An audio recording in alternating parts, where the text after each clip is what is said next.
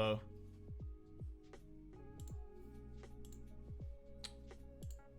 One second here. Okay. Hello everybody.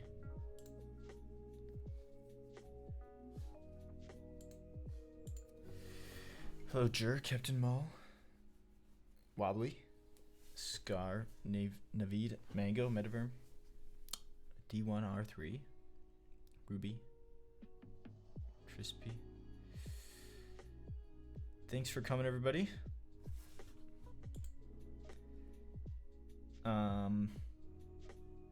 Let's see. Very excited for this one. Me too. I think this is gonna be a long stream, but we'll see how it goes. I made a little sheath here so we can check off as we go, but we'll see. Everyone in chat, what's your opinion on cherry MX2 oranges? In my opinion, they're pretty much the same as MX2 blacks, so if you like those, you'll probably like oranges.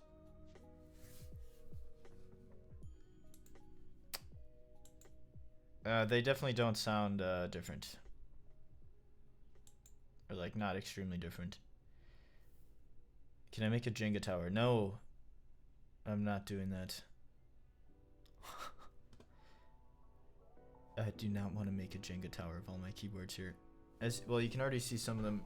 I laid them out, so should be somewhat efficient to get them onto the desk. So we'll try. I look like a really tired Timothy Chalamet. Yeah, today was kind of a long day, or at least like that's why I'm tired. I think also when it's night, the lighting in here makes me look tireder than I am.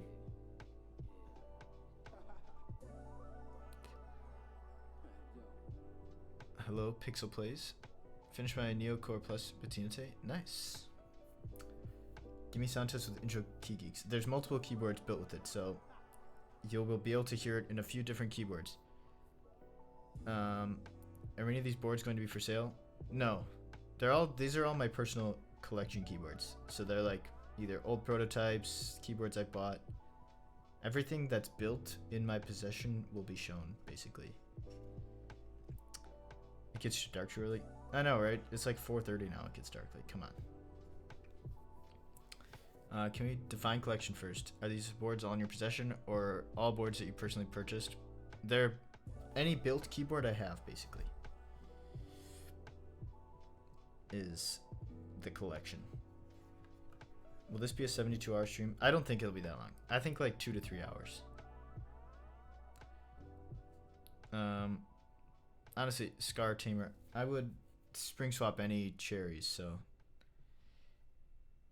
to me it doesn't really matter the weight. What do you think is the best sounding TKL? Right now the Synovia, but maybe I'm biased towards it. I mean, like classic good sounding TKLs are like the F1 is really good in most builds. I unironically do really like the Synovia though, but I generally like.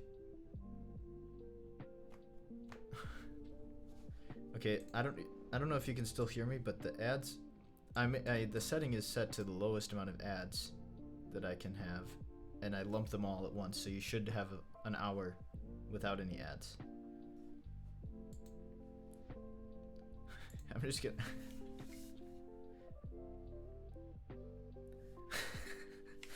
I'm very sorry. Very sorry, Scar. But I try to put the ads at the start. I don't even know what to say.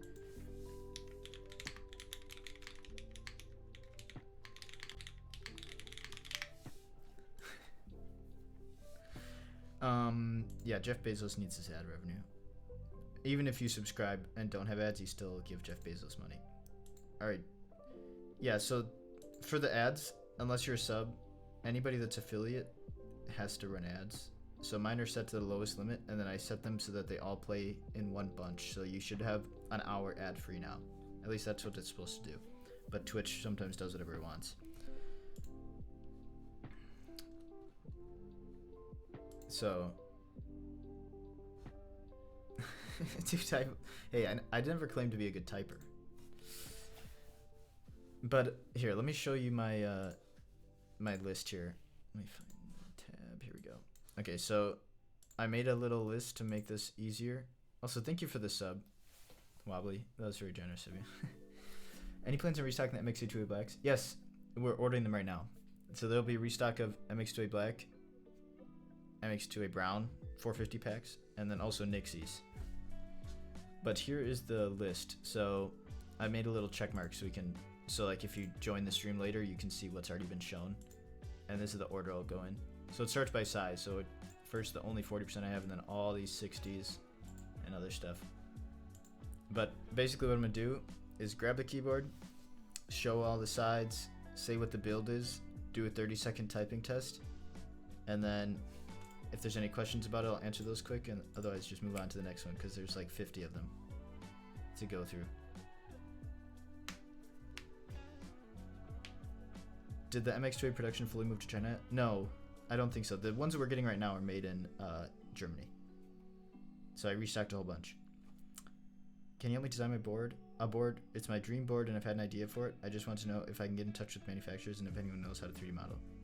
There's lots of resources.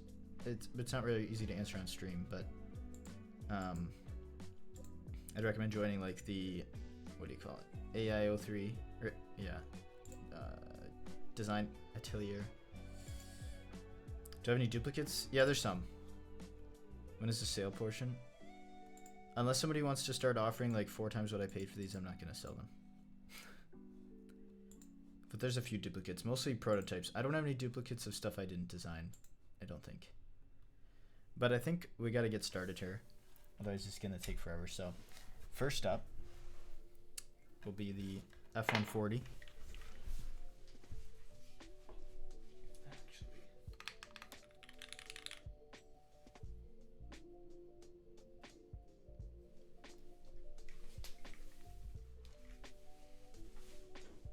Okay, so first keyboard is the F-140.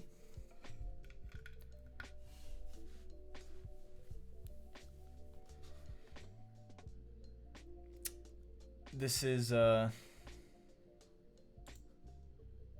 the specs, it's raw aluminum, wing keyless, made by Geon,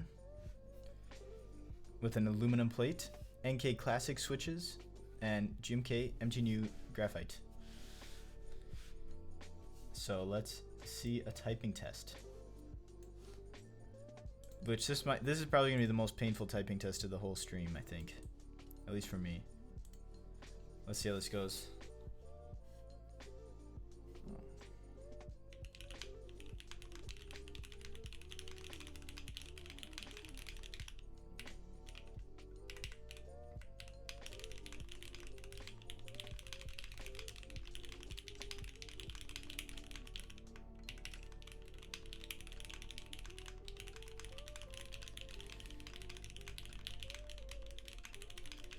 That's not as bad as I thought.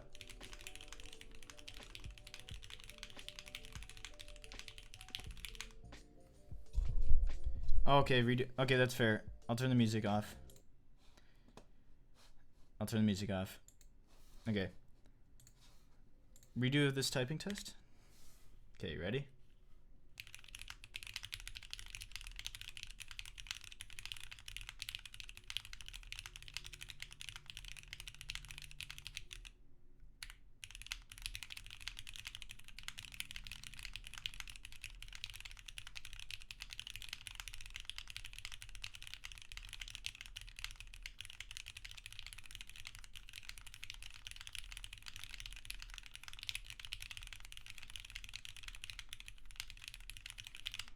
Okay, 140, that's pretty good.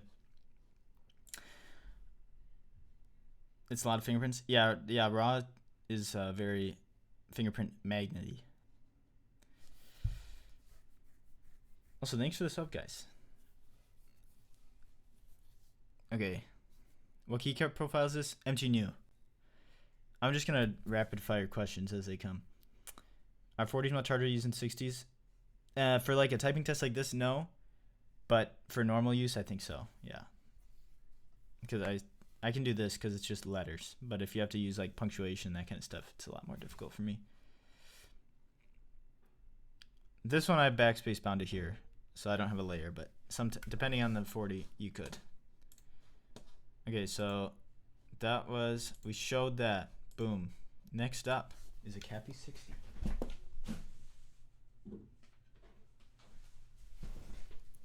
So this is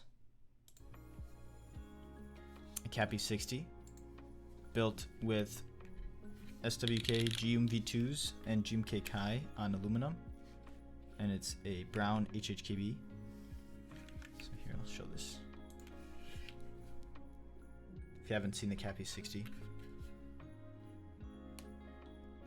I like it. I mean, I'm biased, I designed this, but this is side profile, the weight with the cute capybara, and this is the R2. I do have one R1. But there it is. Let's see a typing test here. I think all these keyboards work. They should. Okay. Oh, that's not good.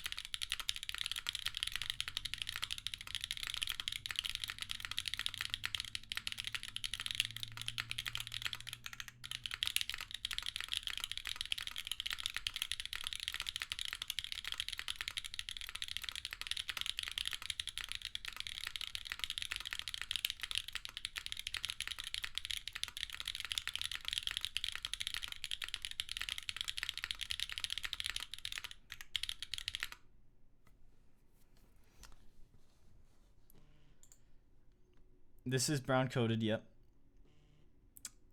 You'll see a lot of HHKBs. Yeah, some of these stabs are bad because if I haven't used it in a long time, sometimes it settles. Isn't that really nice? Maybe I should fix them while I go.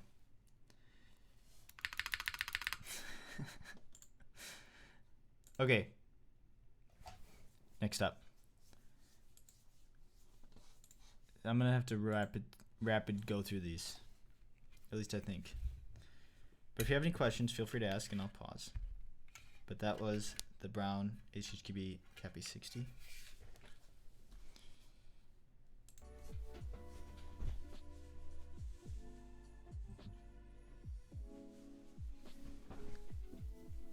Next up, we have an Oblique. So this is a red brown with blue patina Oblique with GMK abstract, an aluminum plate, and Gatoron chocolate smoothie switches. But there's the nice blue patina. So these are also in stock and in pre-order. The Obliques.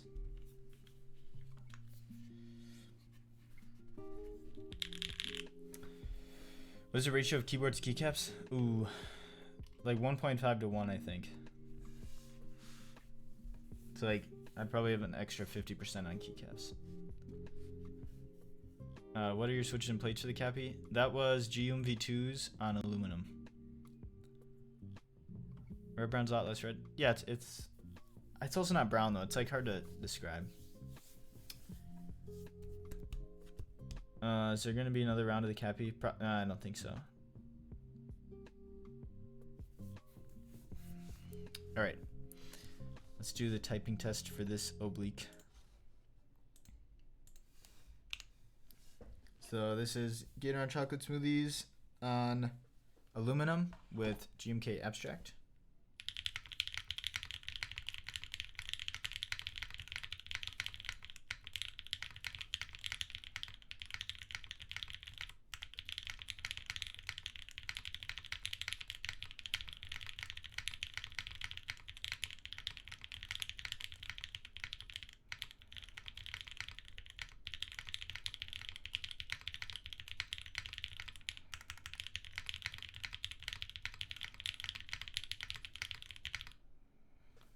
Okay.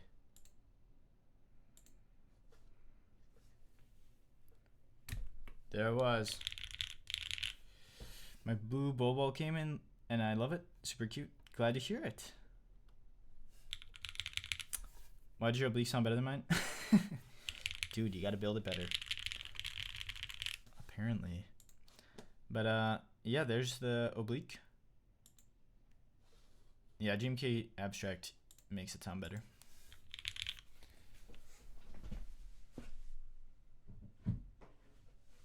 Okay, next up, an oldie but a goodie. Hello, Fidi. So this is called Project EC. Actually, I'll show it off first. It's a true HHKB I designed with Topo internals and some customized keycaps. It's missing 2 of the case screws, but that's okay. But it has like this big mid layer, polished USB carrier. Pretty fun. I designed this like 4 years ago, I think. Yeah, true HHKB basically means 6U, so it has this bigger block over here. But this is what is this? This is an aluminum plate, HHKB keycaps that were dyed, HHKB Pro 2 internals with desk keys housings. Yeah, I think that's everything. So here's a typing test. This is supposed to be silent, so we'll see.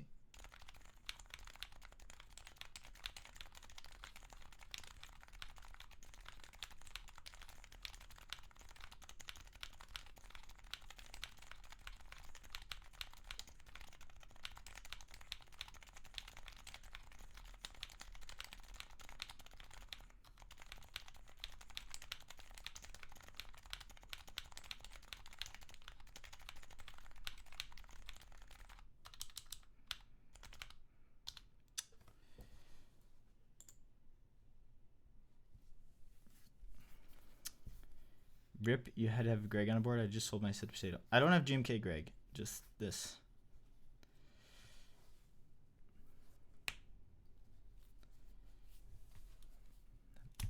But that was the Project EC. Next up is the GS 60 Revival.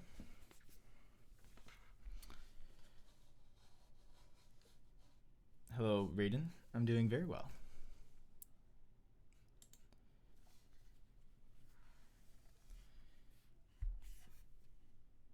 Here's the GS6 Revival with the side grills there. This is a lime color with GMK lime. This is still one of my favorite keyboards I designed, like aesthetic wise, with like the weight angled there. I just love how it all came together. With the little lip on the front as well. Super low front height, only 16.5 millimeters. I'm trying to go through the whole list. That's the goal. So this is built with Gator on Grape samples. So it's basically a long pole orange on PP with GMK lime.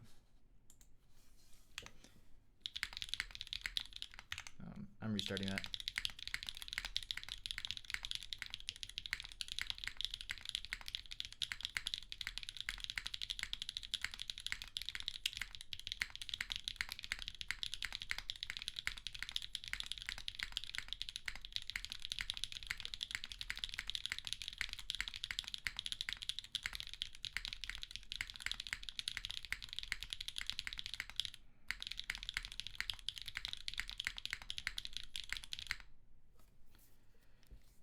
Can you please share the list if you haven't already?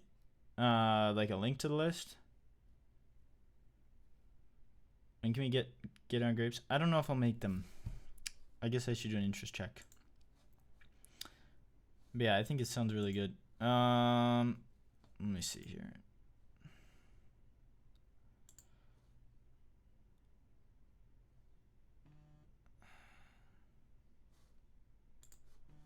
Actually, yeah. I can probably just drop the link in here. 1 second. Okay.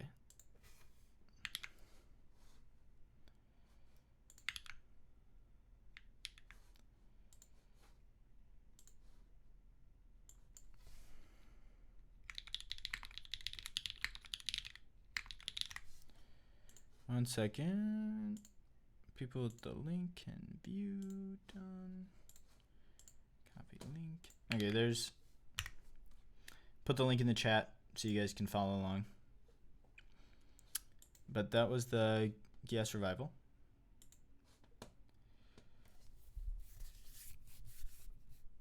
What plate is this? PP. We need a 65%. I don't know if I would make it 65 or just leave it as 60. I saw your Discord ping and saw the SWG beige. Would that be the same as SW? It uses different molds, which actually it's supposed to be better than the old SW. So SW was their old line of keycaps made a different place, and now SWG is the new line. So that's kind of confusing with the acronym, but they wanted to keep it with their like naming, so like SWG, swag keys, kind of makes sense. But yeah, that's so like all their new sets will be SWG, and their double shot ABS. Well, the beige is double shot ABS, but then the tulip keys, any key with multicolor has PBT legend and ABS like cap. But they said it sounds pretty much the same as the full ABS. A reputable vendor being named Swag will never not be funny to me. Honestly, it's true, and they've been around for so long. It's it's funny. But yeah, that was the GS Revival. Listen to the spacebar. Okay, next up. Oh, there's Haldus. Hello, Haldus. Hopefully I said it correctly, but feel free to say anything different. Oh, great. Look at that. I'm a professional. It's like I do this for a job. But all right. Next up. What's next? Next is Protagonist. All right.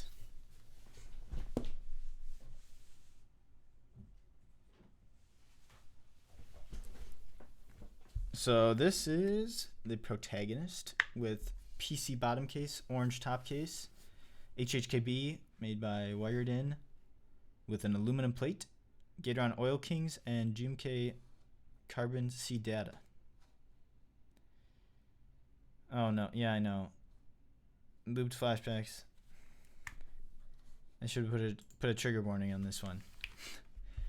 Oh, it's also got the stainless steel weight, but hopefully I don't forget to show off too many keyboards, but like this one is quite nice.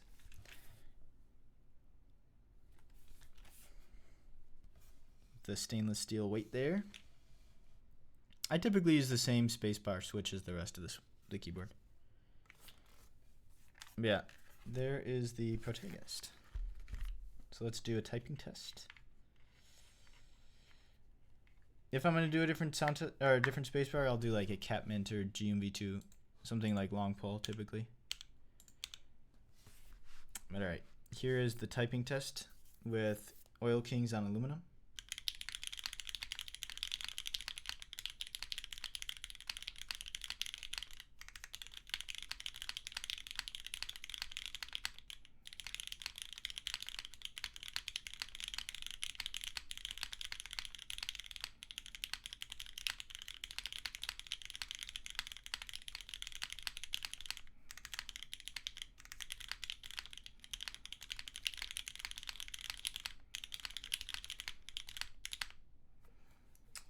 There you go.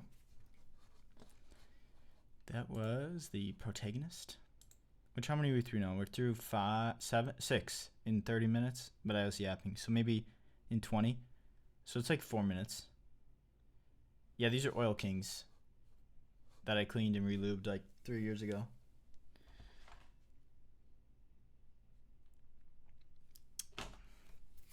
Yeah, next up. Also, if I'm going too fast, just say something and I'll either slow down or take a break if you have a question.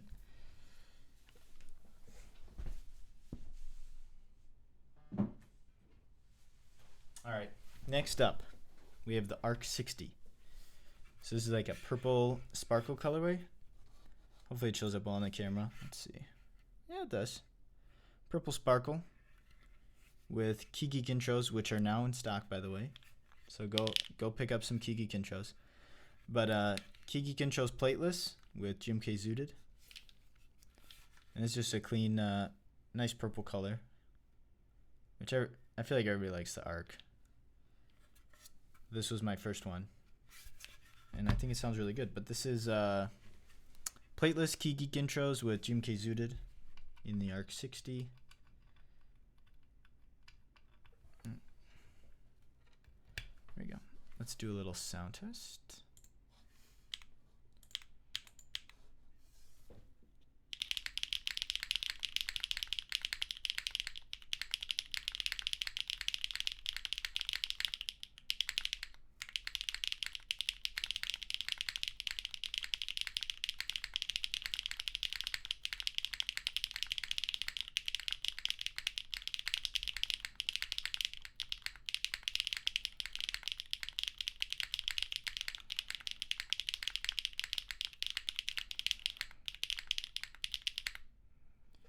There we go.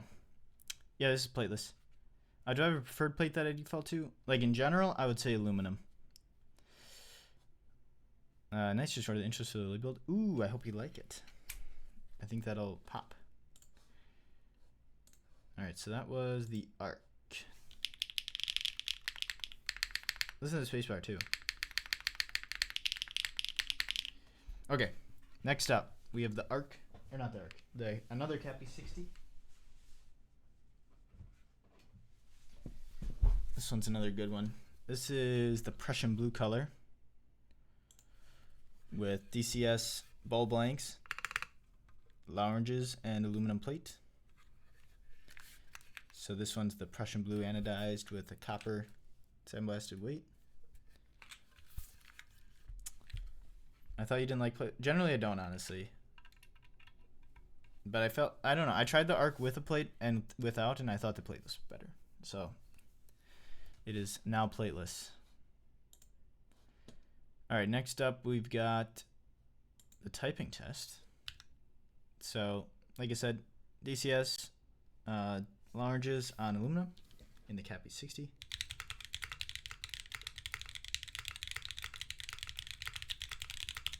And another rattly spacebar.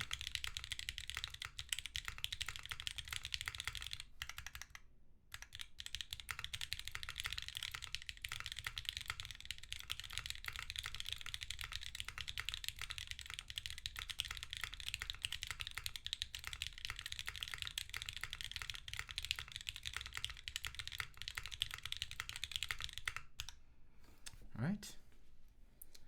I default to aluminum plate most of the times, followed by PP and brass. Yeah, those are all good calls. I think PP is probably my second most used. Yeah, this one's pretty deep. I think I don't know. It's definitely different with the DCS than the other Cappy. But yeah, that was the Cappy. Prussian blue. Oh, next one's an oldie. An old prototype.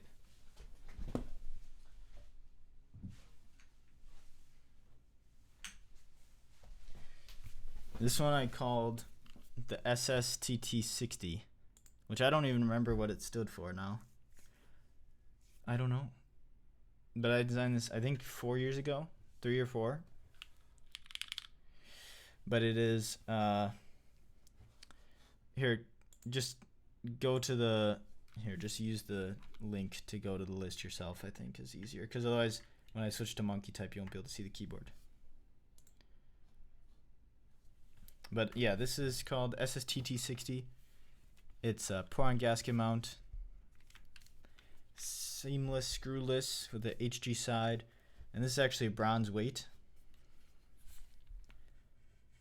which is pretty cool. So it has a bronze weight out here, and then the inside has like a brass sheet under the entire inner part. There's like a brass sheet that's sandwiched, which I thought was very interesting. Well, it actually, here, I'll do a sound test so you can hear about it, and then I'll keep talking about it. But here's how it sounds. Oh wait, I should say the build. This is PC plate, MX, Cherry MX HG blacks, I think. And then GMK red alert. Oof.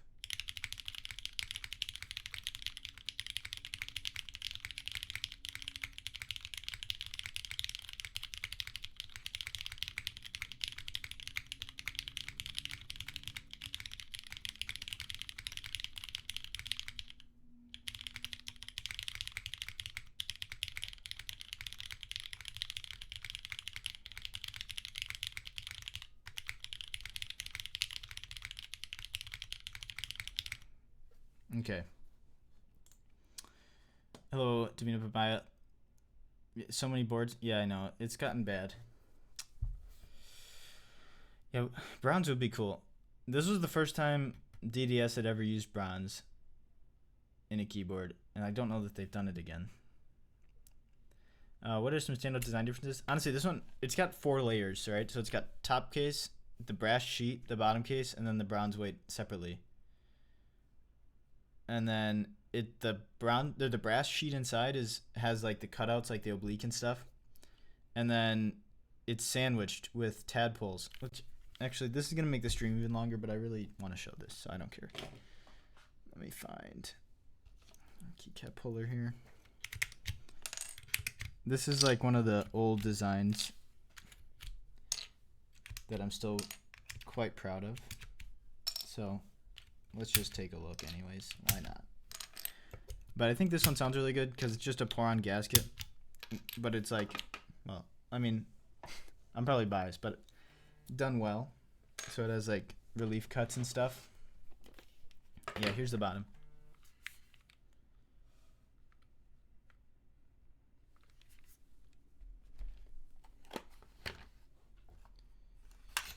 I think that's right. Yeah, I did. This was my first screwless design, actually.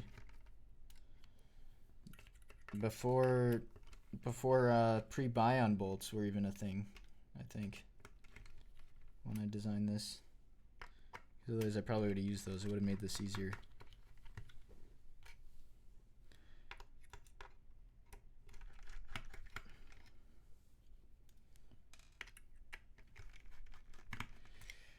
But this is like still one of my proudest, or like things I think is cool design wise. Let me just get these out so I can show you. Okay, but yeah, so you see the top case here has, well, it has the gaskets for the gasket mounting, which I was being a little experimental, but I have like big tabs and then smaller tabs by the space bar to soften that. And then it's just evenly spaced across the top. But then these tadpoles here line up in here and sandwich the brass piece in, because there wasn't enough room to make it screw in because this was too short. So instead I was like, well, what can I do about that? So I put these tadpoles, like Geon tadpoles, and then when you screw it together, they compress a little bit and hold it down, as you can see there. But the brass piece is effectively just floating. It's not actually screwed in anywhere. And since this was a one-off prototype, I was funny and made little X's since it's wing keyless. And the plate too. It's only compatible with stepped caps, wing keyless, split HHKB, split right shift. And then then this just comes out. And then you see the bronze weights and the rest of the case there. And then this is literally just a 4mm sheet of brass with milled out lines. How much of this prototype I think was like $800 or $900, if I remember right. Plus I had to pay for a custom PCB and order 5 of them, so yeah, this one was pretty pricey.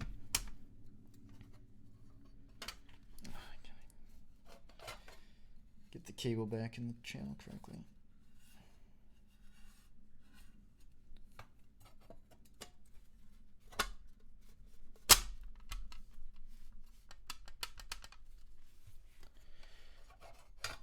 Was this ever publicly sold? No, this is the only one in existence.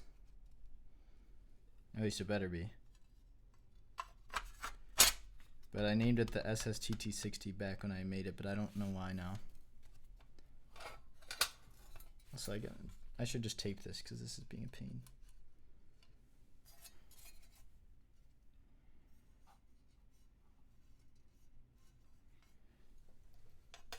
All right, there we go. But yeah, this was an older design I never ran. This is the only one. Maybe I should revisit it. But the outside of the case is a little boring. But the internals are really fun. But imagine this with like a PC case. That would look sick.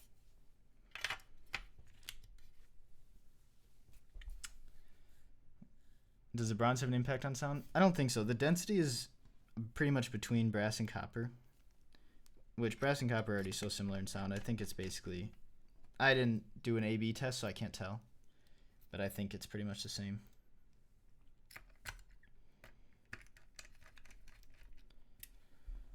If you were to revisit one of your older designs, either as production run or round 2, which board do you think you'd do? Oh man. See, I'd love to do this one because this is a really fun one. Or like a Pangia R2. But I would love to do this one again. But maybe I would change the case, outside case design a little bit to make it stand out a bit more. Because I feel like this might be too simple.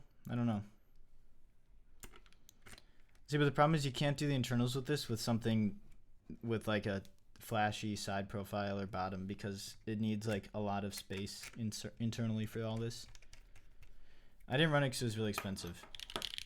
Because the prototype was like 800 and then I think at DDS at the time for like 50 units it was going to be like $400 just for the production costs and then from DDS, which I think a lot of people get confused, like the production cost, like a quote from manufacturers can only be like, that's like 50 to 60% of the price because then you have shipping, daughter board, carry case, all that, PCB, everything like that. So like the price at DDS being 400, then you can imagine be 600 or 700 to actually try to run it, even with minimal profit for me vendoring and designing it. So yeah. But if I were to redo it, I'd probably just make it bion bolt so that it could use this on normal PCB, and then maybe change the design. I don't know. What do you guys think? Like, is this too boring to run? It's pretty boring, but I like it. It's just a nice wedge, and it sounds really good. This I use the mounting here was the inspiration for the Pangia Mini. But I don't know what I'd add.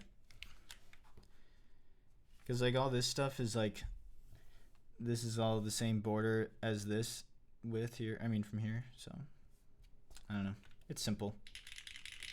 Bion bolt's just like internal screws that are angled like this, so you don't have to go straight down.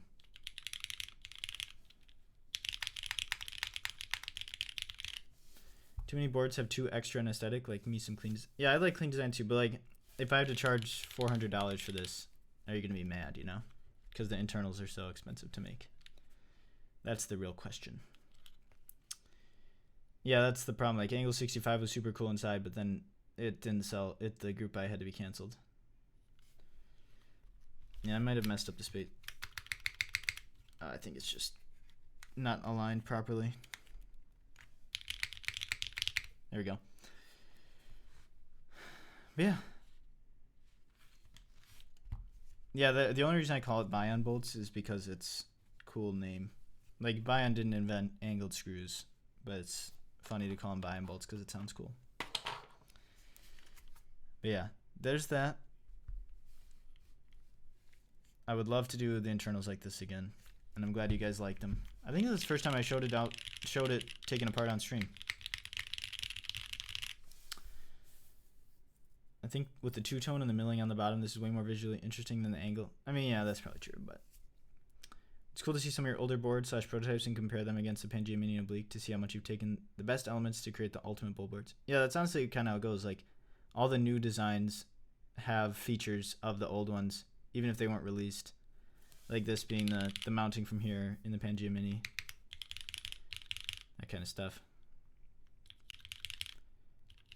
And yeah, that's true. This would have been nice externally 4 years ago, but now you can get more for the money. But like this thing is super heavy too. But alright, let's move on to the next. What's next? What is next? The Lily. Oh, speaking of Lily.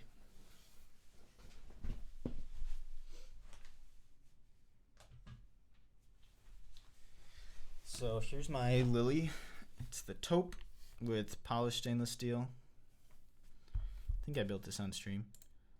Probably did. Lots of fingerprints. With, what's this built with? MX Blacks, plateless, with GMK Black Snail. Yeah, speaking of 600, yeah, there you go. That's true. I don't regret the polish because I got it aftermarket for a great price, so. If I had joined the group, I would have bought Sandblasted, though. Not working on a FRL 1800 at the moment. No. I'm kind of sad about these alphas. It's like the Black Snail red alphas, but like look how thick the UV looks. It's kind of annoying because like other UV isn't that thick. This looks like a sticker on top. It is what it is. All right, let's do a little sound test. Because like not all UVs like this. That's why I don't really get it. But whatever. All right. Sound test of the Lily, which is plateless MX Blacks with GMK.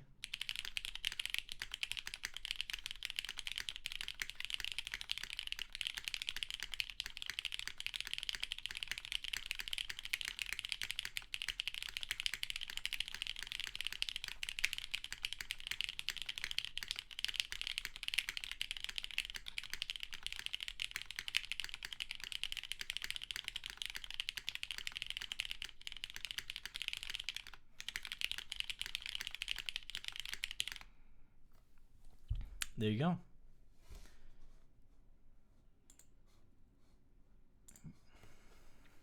So that was the Lily. Oh, by the way, I have a special surprise at the end of the stream, so you have to stay till the end. Oops, I typed stuff.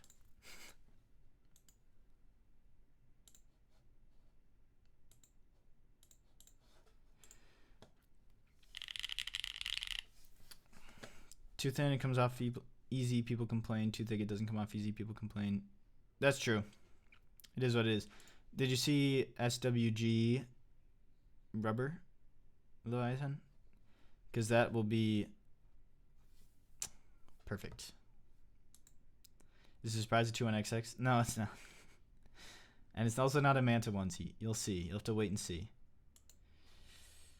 Yeah, I'm excited for rubber too. Especially the pricing should be great. SWG pricing is very promising because like the beige, the base gets 65, but then the add-ons also aren't crazy expensive. Like it's only $1 keycap almost ish for the tulip add-on, which like the only other way to get tulip is CRP, but then you have to have PBT dye sub. So I'm pretty excited about it.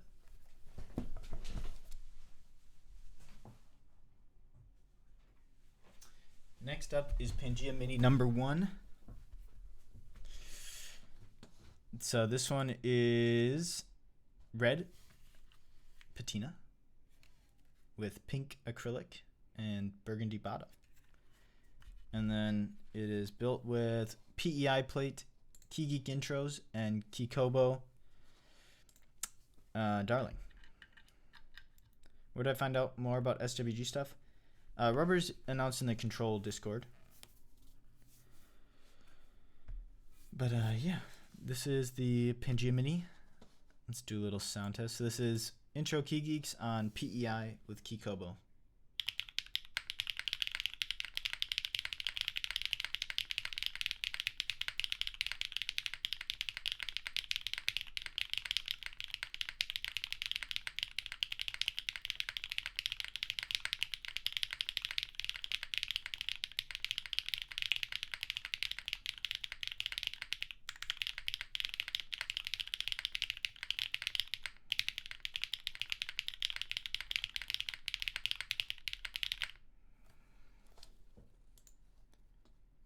Can you show off your oblique red brown?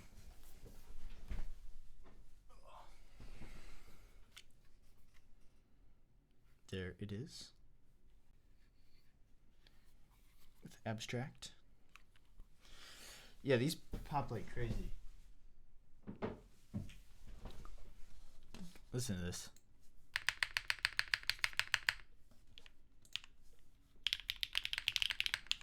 Sounds great. I mean, I'm a little biased, but I think it sounds great. Next up, we got Oblique number 2. Is it the Key Geek intros that are doing the pop? They definitely, yeah. They have a very loud pop to them. Hey, the red brown oblique is in stock now. Just saying. Just saying. If you order today, it'll ship tomorrow. All right. Next up, this is oblique number 2. This is silver HHKB with PC plate, and it's built with some sample switches I got, which are Sulab light tactiles, and then I put DCS windbreaker on it. So let's hear how it sounds.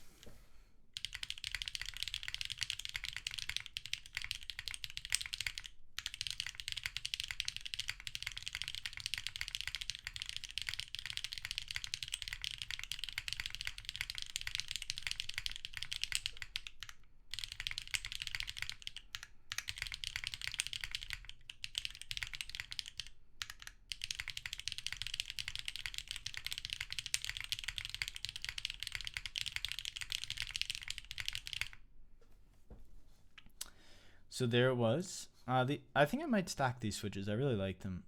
They're like a little heavier than a brown, MX Brown. But they feel really good stock.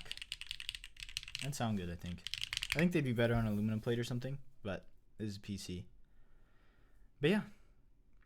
That's the oblique with windbreaker, which I do love this keycap set. I didn't join GMK because I already had DCS, but it's a very nice set.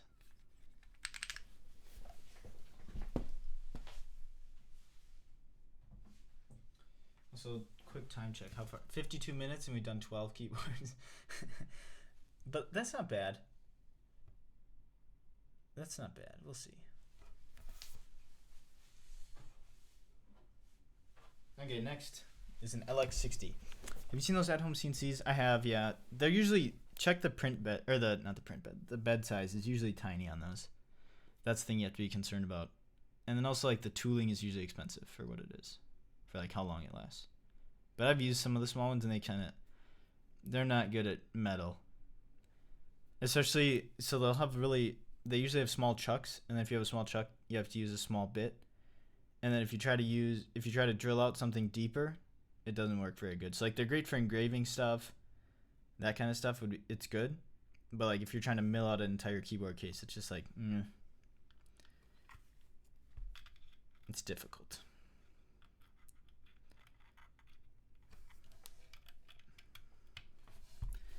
But yeah, this is the LX60.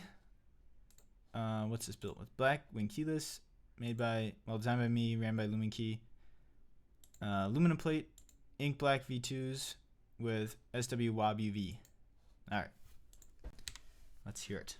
Also, this is in the gasket mount, if I remember right.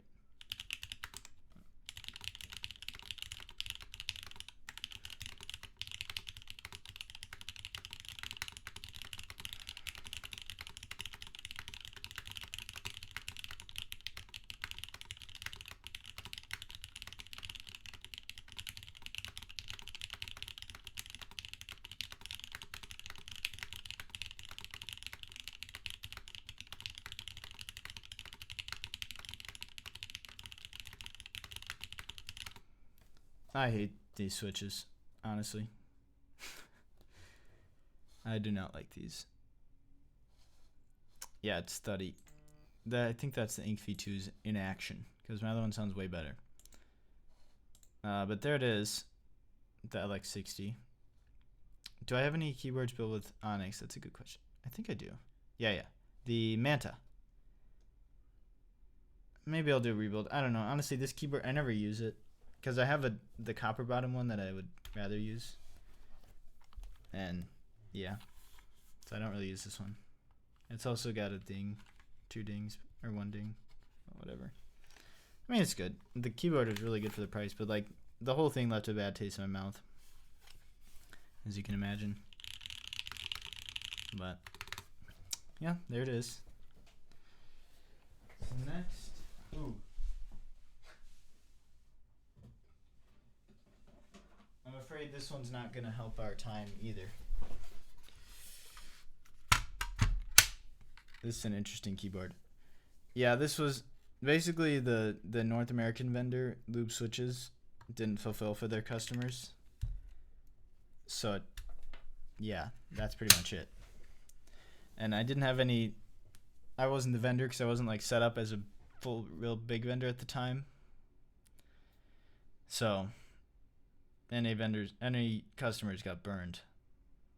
So it was really unfortunate. But this keyboard, this one's also going to take a little bit of time because this one's another weird old prototype, which I think you guys might like. It's not color matched to Choco, but it's very close. But this is called the Balls 60, which has an aluminum plate, SP Star, Meteor Gray switches, and GMK Choco. But here's the interesting part, is this keyboard has 0 screws. The entire thing is screwless, literally. Not a single screw in this keyboard. And that's because it's entirely magnetic. So I'll show you. Screwless design, literally. So it has magnets, as you can see, 8 magnets hold the top case on, and then the daughter board is held in friction fit, basically. Not friction fit, sandwich mounted. So it sits on these little on these pegs, and then these parts hold it down. And then the bottom weight is also magnetic. And then the mounting is where the name comes in, is balls. So here, well, you can see it. But they have these squiggly things, and then it has these little silicone balls, or rubber balls, that isolate it from the case. And then it gives it a nice typing feel. Magnets definitely, yeah, it costs more than screws. How do you have your daughter board mounted there? Is it like dark sleeve spring? Not exactly. They're a little less compact, but similar, yeah. And then, yeah, this inspired the Deacon actually. But then the bottom here, well, here's the side, which I really like this side. So like from the top, it's got a flat bezel, but then the whole thing curves out like this, and then that's like a big chamfer basically. And then it curves up like this and out. So, and then it has just a big copper plate on the bottom. I called it the Cumulus 60. Oh, so I shouldn't rename it. But this is also magnetic, but it didn't really work that good. So there you go. That is this keyboard. Isn't Jeeber? I have no idea what he's doing. The magnets, you mean? Or the mounting? I would be a little scared to run this with the magnets because they're finicky. Like, they work for the top case, but the weight does not work. So I'd have to figure out something else to do for that. I kind of just did it for fun because I wanted a challenge. And I want to try the mounting. And this was the result. And I think it sounds pretty good. Let's do a sound test. So this is SP Star Meteor Grays on aluminum. Magnets are glued. That's something I would change for sure. I would screw them in if they were to be ran. But then it's not screwless, so maybe I wouldn't. These are glued though. Yeah, I would need stronger magnets for the weight. It would be possible. I just didn't want to go through like 8 prototypes. So this is the only prototype of it, but let's hear it. I think it sounds good, so let's see.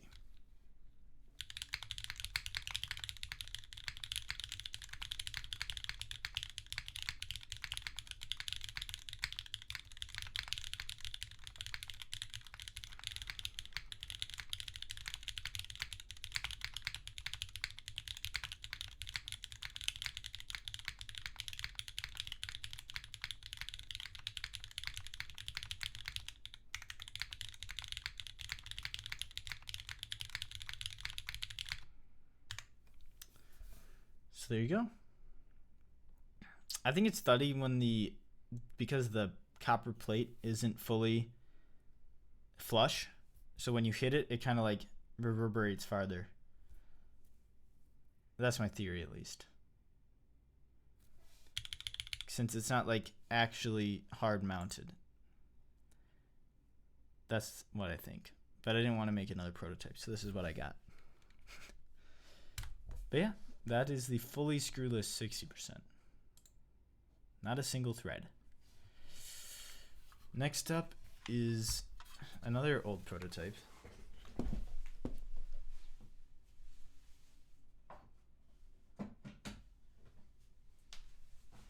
Actually, you guys were saying if something's for sale, and I would consider selling this one. But this is I called it the IS60, I guess. And this was the precursor to the LX60. But this one's made in raw 7075 aluminum. So if you aren't familiar, 7075 is basically a denser alloy of aluminum. And it doesn't anodize well. It's a bit denser and heavier. Well, obviously be heavier if it's denser. But it's also less easy to damage. It scratches the same, but it's harder to actually dent due to its hardness. But it doesn't anodize well, so this is just raw. And you can see it's patinaed and aged over time, over the last 3 years.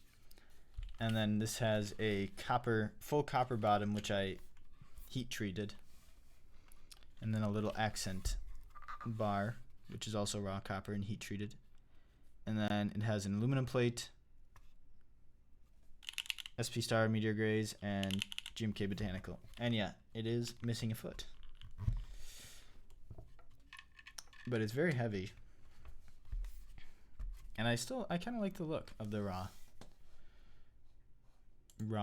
7075 aluminum. Except maybe it doesn't work. No. I don't think it works. Let's see. Doesn't work. So here's a fake typing test.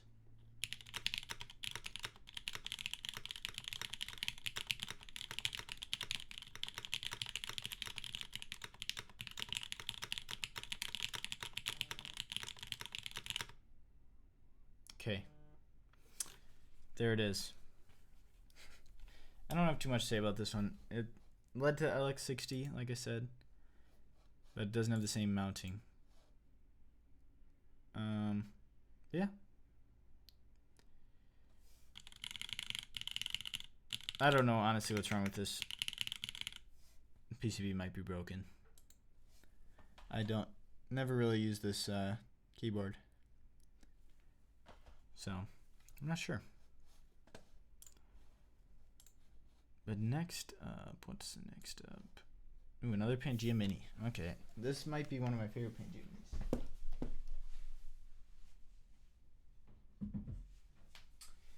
I love this Pangia Mini.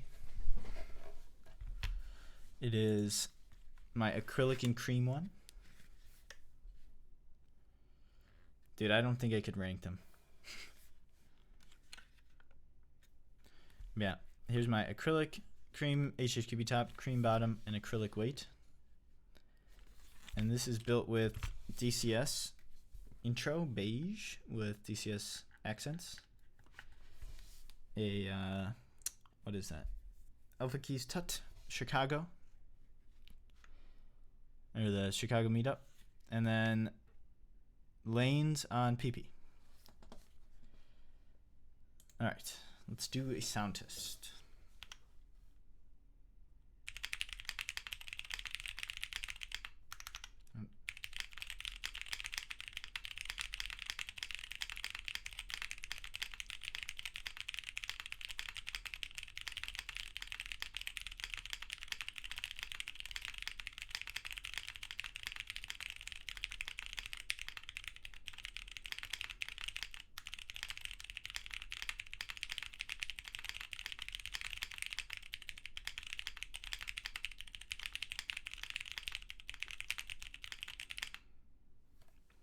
there we go.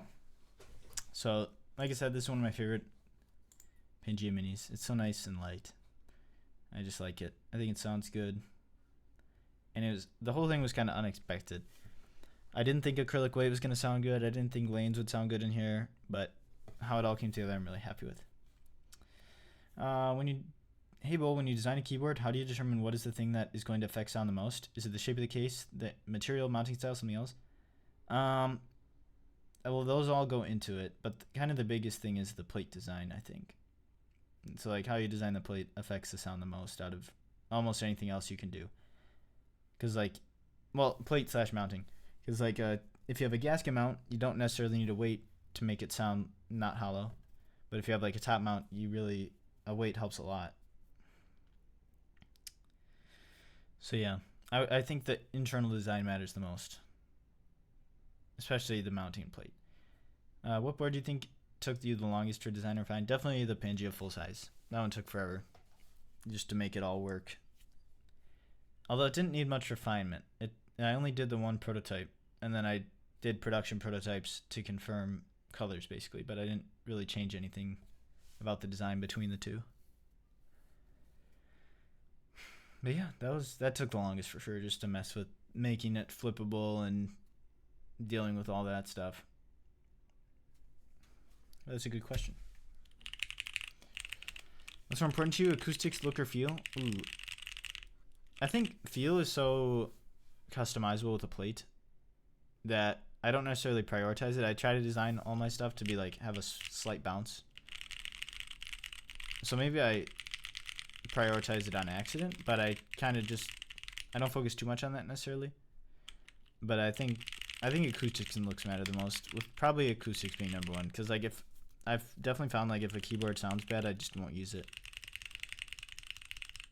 Whereas look, even if it's kind of boring, I'll still use it if it sounds good.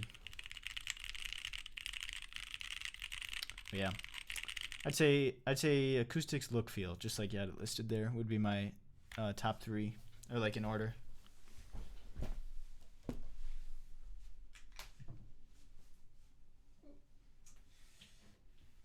There's also keyboards on the floor, so I'm trying not to trip on them.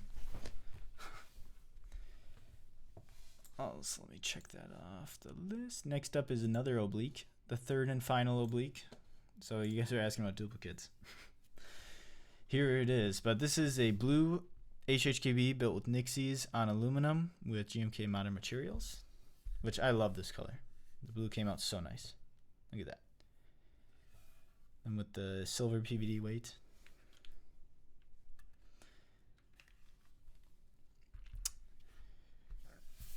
What's the difference between bowl keyboards and Bolex Platoon? Bowl keyboards is like the whole thing.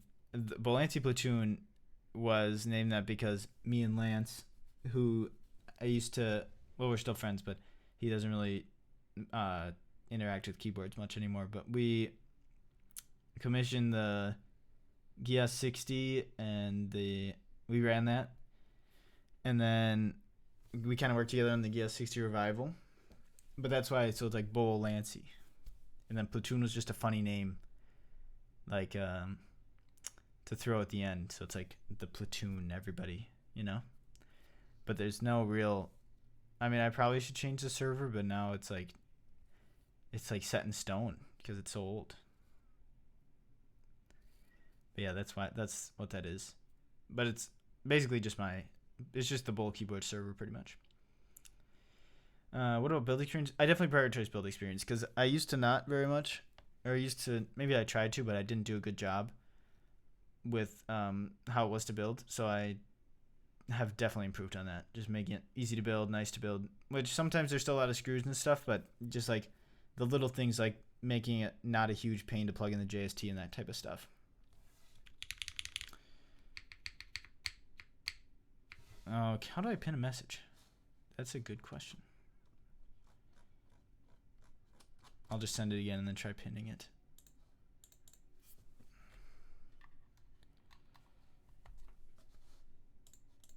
All right. Paste. Oh, pin. There you go. There, it's pinned. Now you can check it out. Sorry, I think I missed a question. Fantastic Blue, who's the manual for this? STR.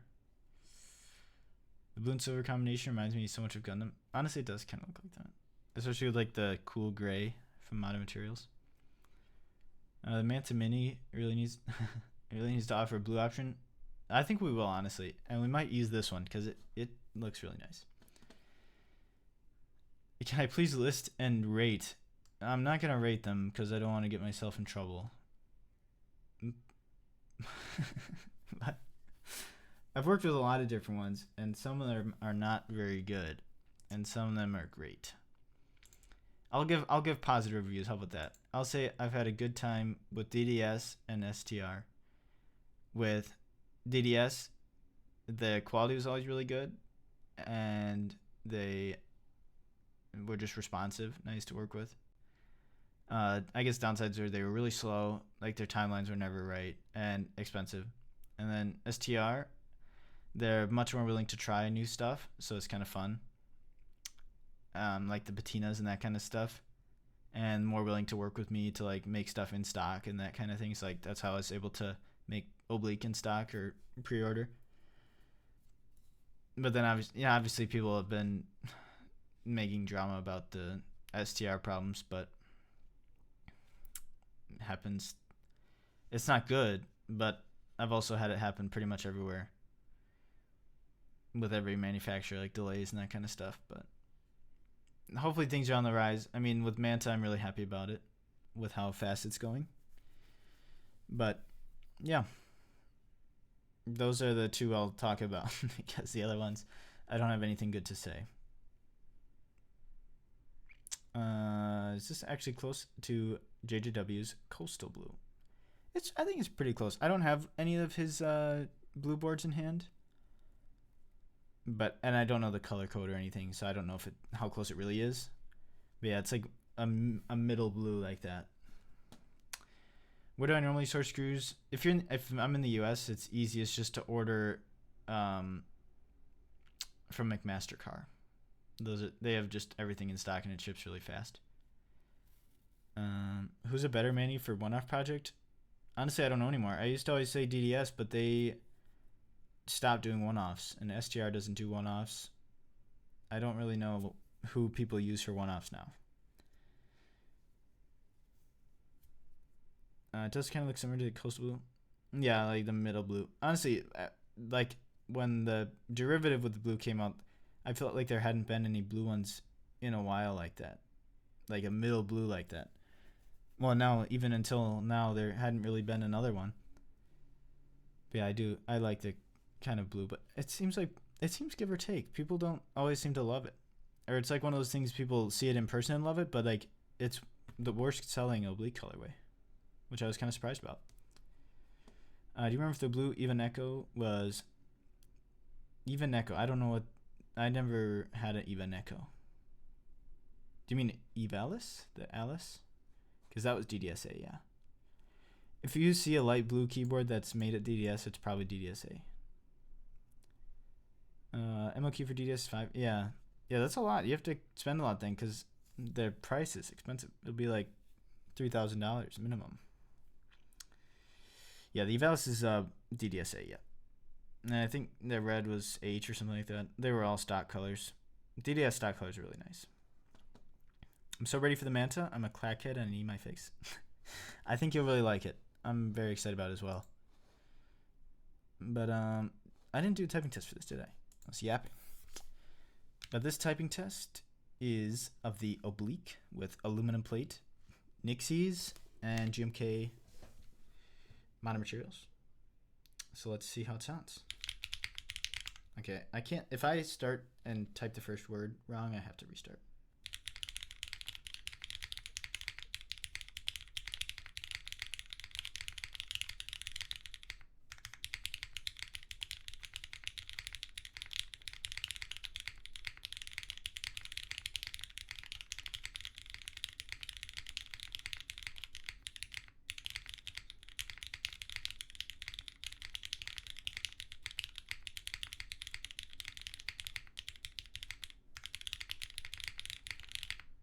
Also, I know we're only, what, 15 or 16 keyboards in, but this might be my favorite sounding keyboard in my entire collection. It's just like everything I like in the sound of a keyboard. Like, this sounds better than either of the other two Obliques, I think. But, like, listen to this.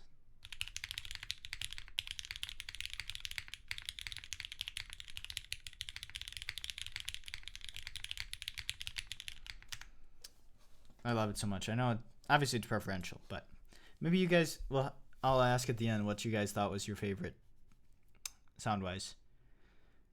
But this might be mine. When Unlubed Nix is getting restocked, they're ordered hopefully at the end of this month. That's as long as Cherry ships quickly. It is. It's such a good combo. Yes, this is the blue Oblique. Actually, wait. Is there a way for me to add? Well, no, I don't want to. Never mind. I was going to see if I could figure out how to make it so you guys could vote on how much you like it, but I didn't want to make everybody be able to edit it.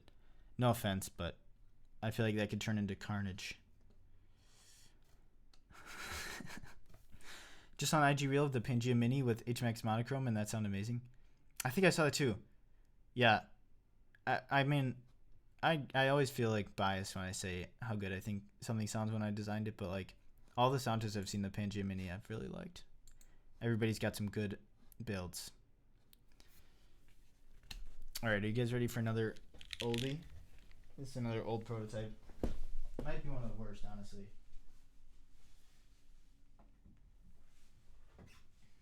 I think I usually say this.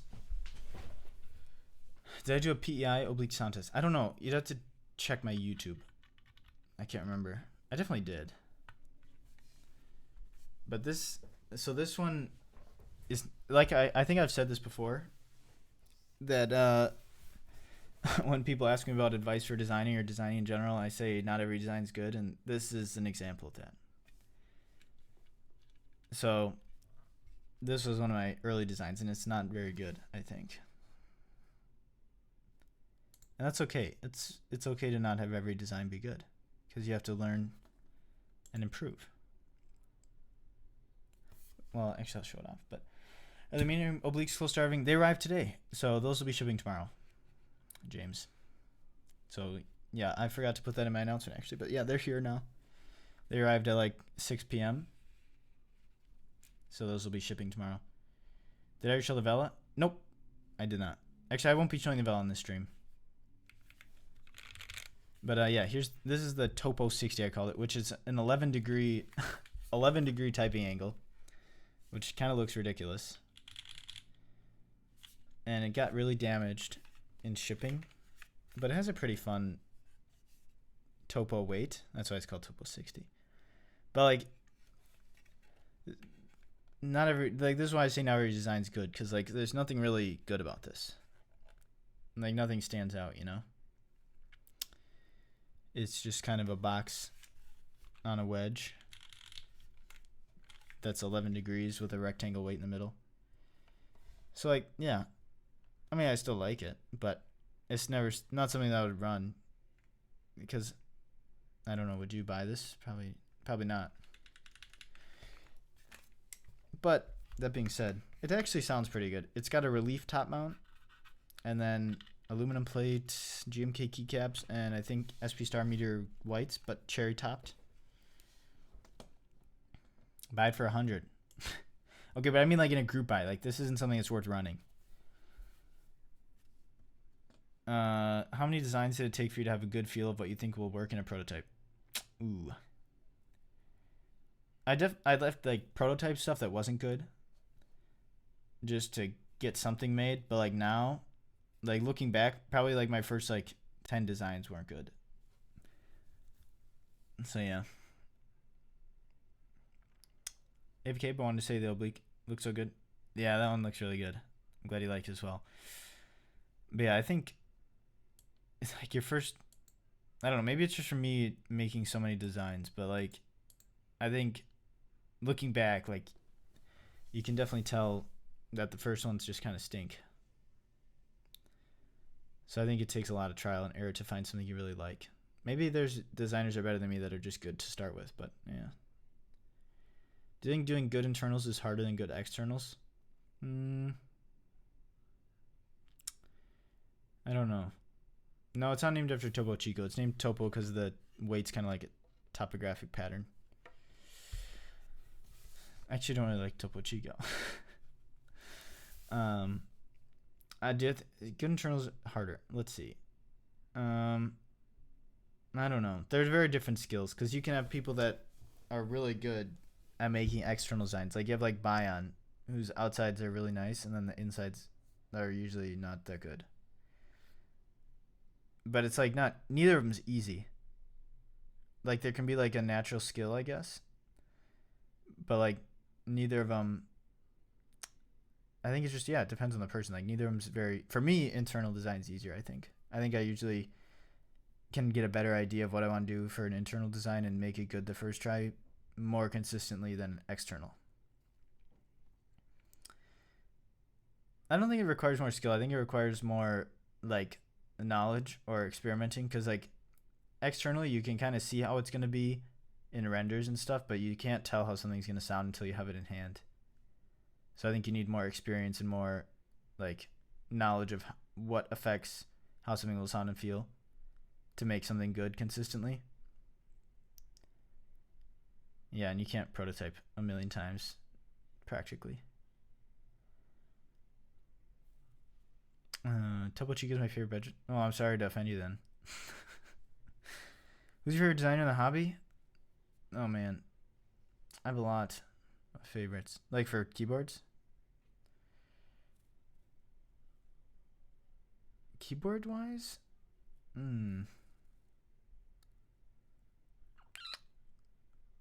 I like Gak's designs. And I like JJW's external designs. And Bion's external designs.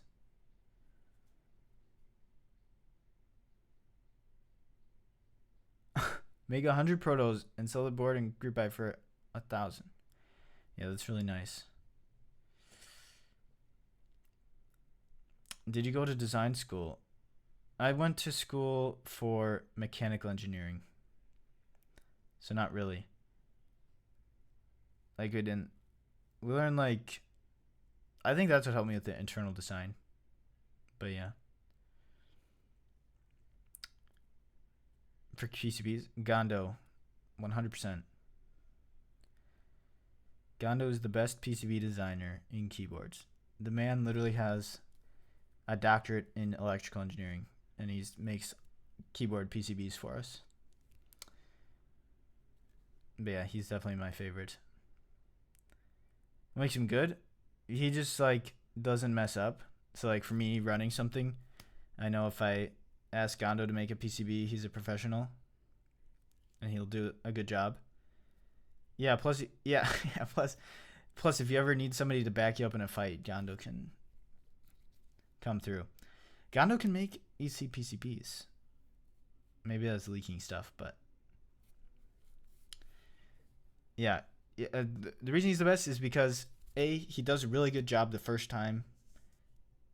B, he works professionally, like, but not like where you have to email him back and forth. Like he's professional in the sense that he's not gonna mess around with you when it's time to get something done. And then he also provides support after. So like if somebody's having an issue with the PCB, even though he didn't even vendor it or anything, he just designed it, he'll come help them. So I think that says a lot about him standing behind his work, and it's just another good reason to work with him. Gondo just got it. Yeah, he just recently got it. So congrats to Dr. Gondo. Oblique PCB is gorgeous. Did he make that one? No, Gondo didn't make the Oblique. Some of the older ones were made by, or like Oblique and Pangia Mini were designed by a designer that STR had. But now, basically the rest, any new keyboard will be designed by Gondo. So like Synovia, Deacon, all those will be made by Gondo. Yeah, exactly. I mean, Gondo, he's just a good guy all around. So I've only had good experience working with Gondo. He made the Manta, yep. He did make the Manta. So let's see how this sounds. I got off track again. Which, by the way, is good. I like the questions. But I can also do stuff while talking. But let's hear how this... What was this? SP Star Meteor Whites, cherry topped on aluminum with GMK. I have to say, this sounds really good.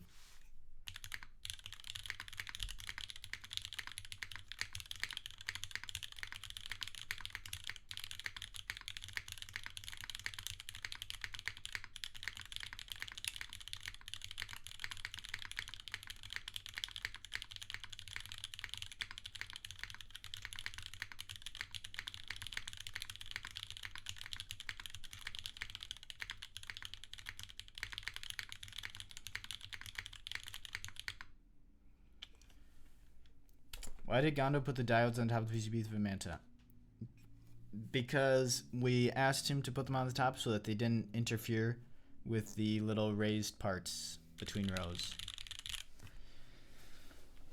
So that is why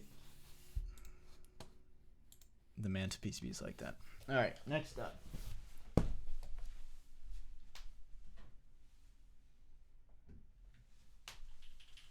We have the PP60.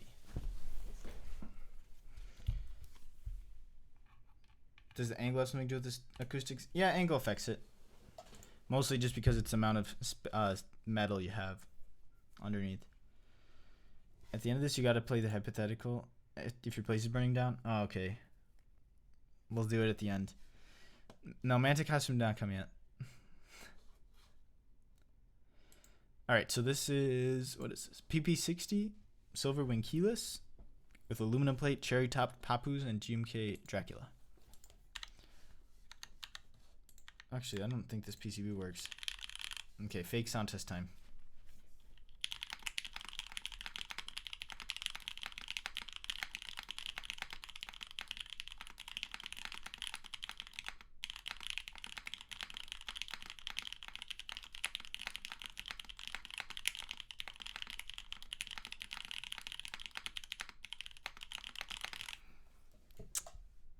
There you go. Almost forgot about the Manta costume. I was hoping you did. No, I'm just kidding. Alright, next up is the Bolex 60.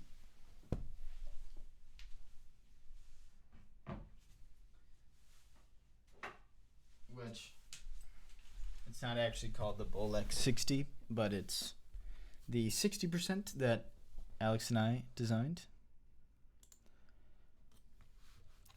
So here, let's show it off a little bit. As you can see, it's got the kind of external plate thing.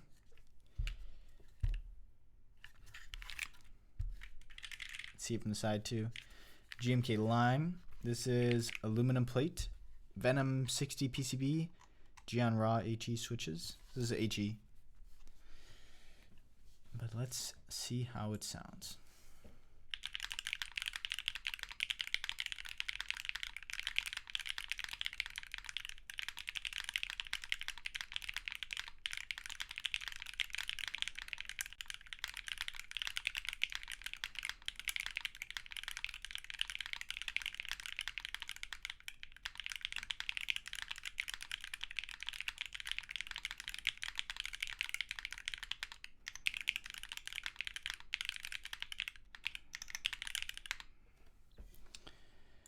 This is just a very, very rough prototype.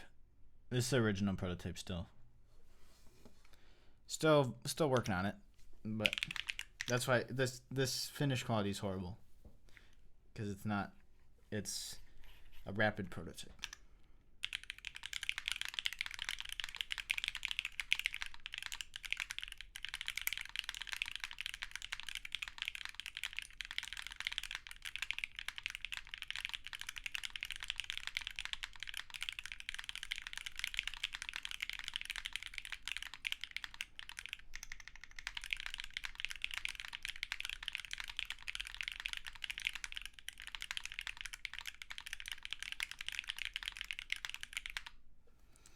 How does this compare with the Vela? Ooh, that's kind of tricky. How about I'll compare them during the Vela stream? Because I don't have a Vela built right now. How's that sound? But yeah, that's that. It does sound pretty good for HE, I think. And it's like a soft mounting. I mean, this can be built MX2. I just only have built HE here.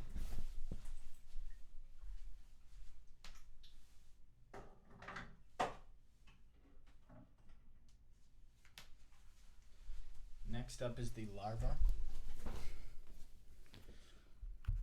So this is, oh wait, show it first.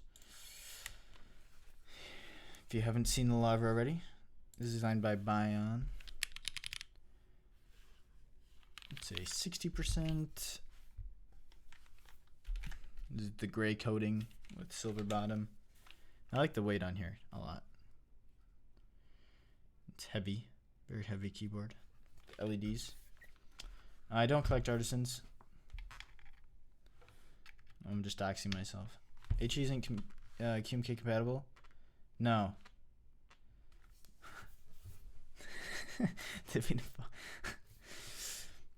No feet. I stole the feet to put on my Synovia. I need to get new feet. So this, yeah, this is feetless. Alright, let's see how it sounds. Oh, this is MX2A Blacks on PP with GMK. So let's hear it. I think it sounded better with feet.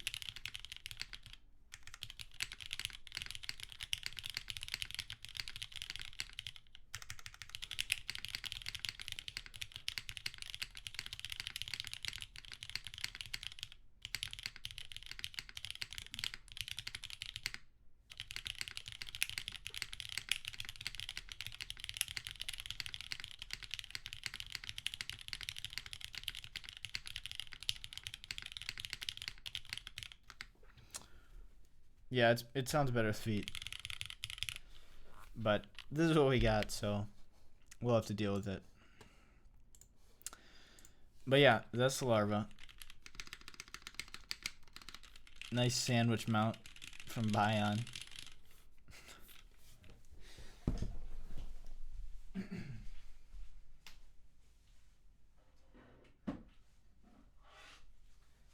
Okay, this one I can't do a typing test because it has an integrated cable. But here it is. So this is another old prototype, and it has like a bar here, and then you can put a cable through it with like a kind of custom inspired side profile. The bottom weight, like I said, older. Look at those feet, they're yellowed.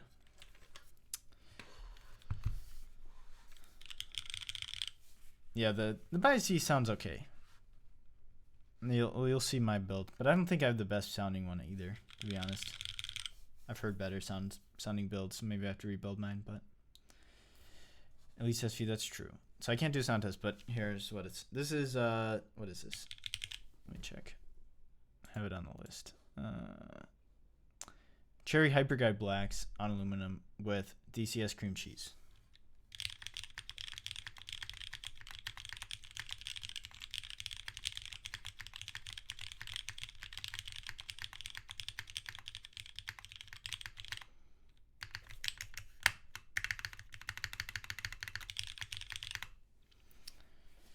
Used MX Blacks on reduced mount PP, and it's actually pretty gas. Almost as good as my iPhone and Cloud9, but maybe just shy. Ooh, nice. Yeah, I don't know what happened to the. This is R1, I think, because it has the GCAT key. Yeah, I don't know what happened. It doesn't. Also doesn't have the right thing. But yeah, there's that one. All right.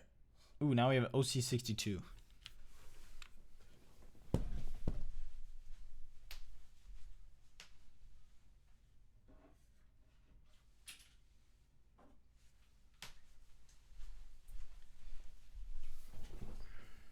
That was DCS, yeah. All right. So this is the OC62 with GMK carbon. MX2A oranges on aluminum. And it's the orange chicken edition. hence the orange. So this is the designed by me in synthetics. It led to the Oblique a bit, but this had a group buy 2 or 3 years ago. But yeah, you can see how it's similar to the Oblique. So let's do a sound test. This is another very good sounding board, I think. All right.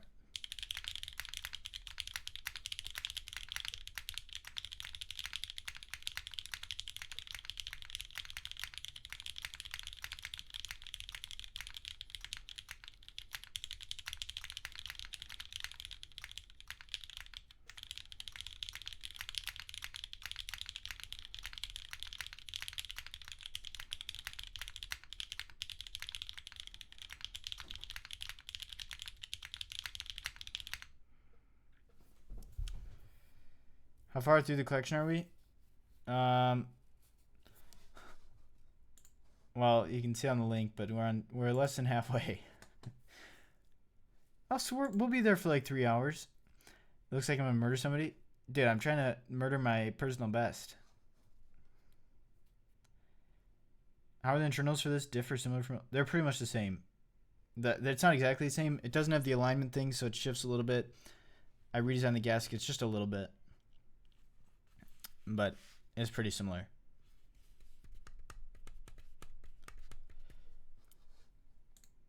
But yeah, that's the OC62.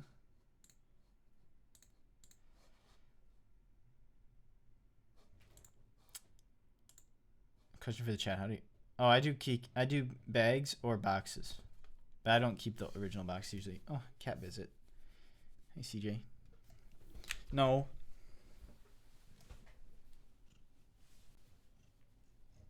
She's purring.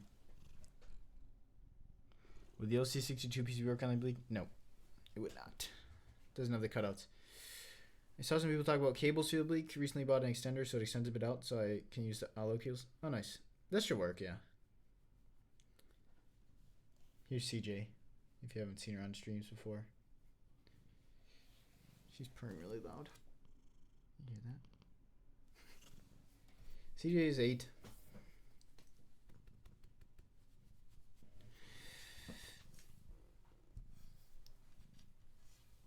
Did I miss the collection exploit? We're right in the middle of it. Alright. Oh, I can't do a treat. She's going to be horrible. No. I'll give him treats at the end if you guys remind me. But they won't leave me alone if I do it now. I'll give him at the end. Just remind me.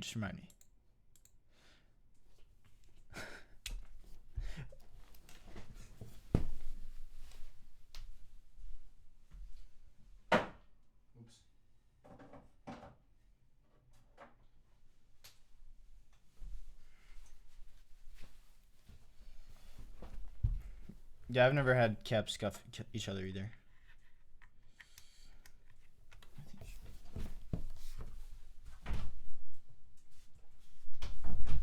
Alright, next up is the R1 Cappy 60.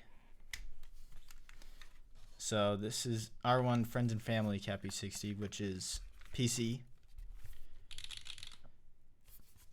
With stainless steel weight and stainless steel plate.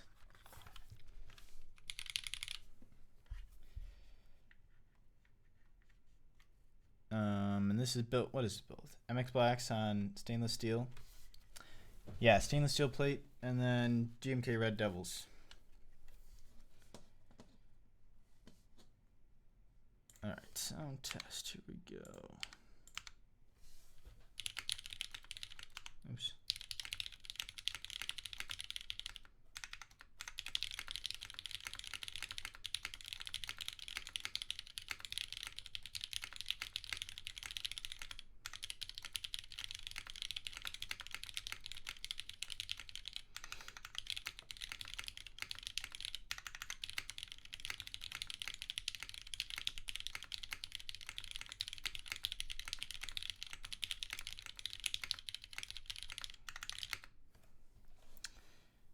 Yes, there's one of two. There's only 2 PC Cappies. What's it matter for building a PC a Cappy 60? I think aluminum plate's the best. Also, nice sheet. Probably like an hour. I did it while I was taking all the keyboards out of the cases and like setting them out for the stream, because I have them like all around, up and then down on the floor down there too. But yeah, we're not even through all the 60s yet, but the 60s are like half the list. So, all right, what's next? Ooh, F260's next.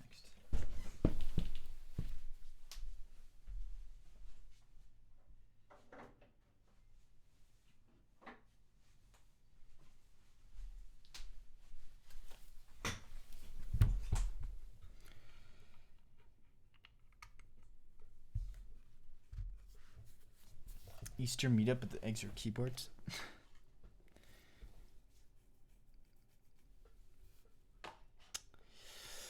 Okay, F260. Oh wait, I'll show it. Also, I hope you guys are liking this stream. Hopefully, it's worth getting them all out. But I think it's pretty fun to go through. But yeah, here's the F2. So, silver anodized with stainless steel, or not stainless steel, brass, ceramic coated weights, gray. And then GMK nuclear data.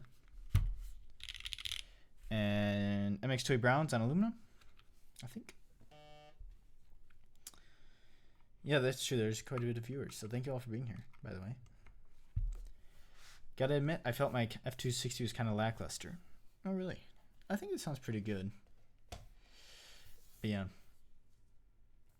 I don't know if it's better than like an F1. Well, it's better because it's a 60%. How about that?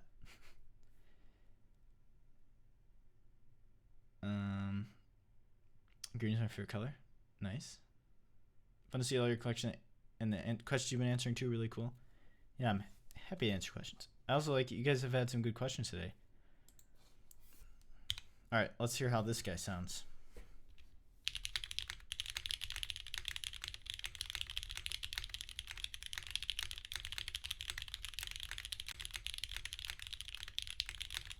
Oh no, okay, I'm restarting. I'm gonna try not to look like a serial killer today. Or while I'm typing this one.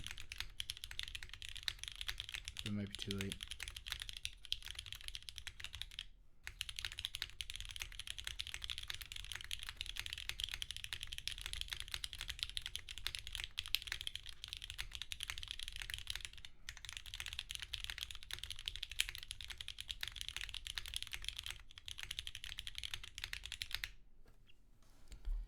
This is GMK nuclear data.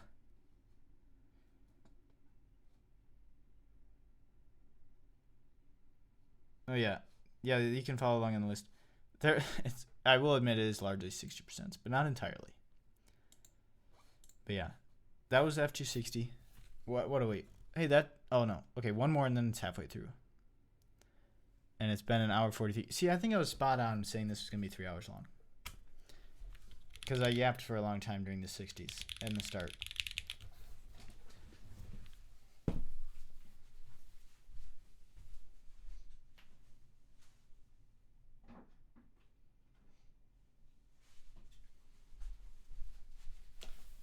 But I'll probably yap at the end too, so maybe it'll get over. It's way too easy to accumulate 60s. I know, it is. No, I don't have an agar. What do you think about the ECF 160? I want one. I asked Gian if I can get one. So hopefully I'll get one. Oops.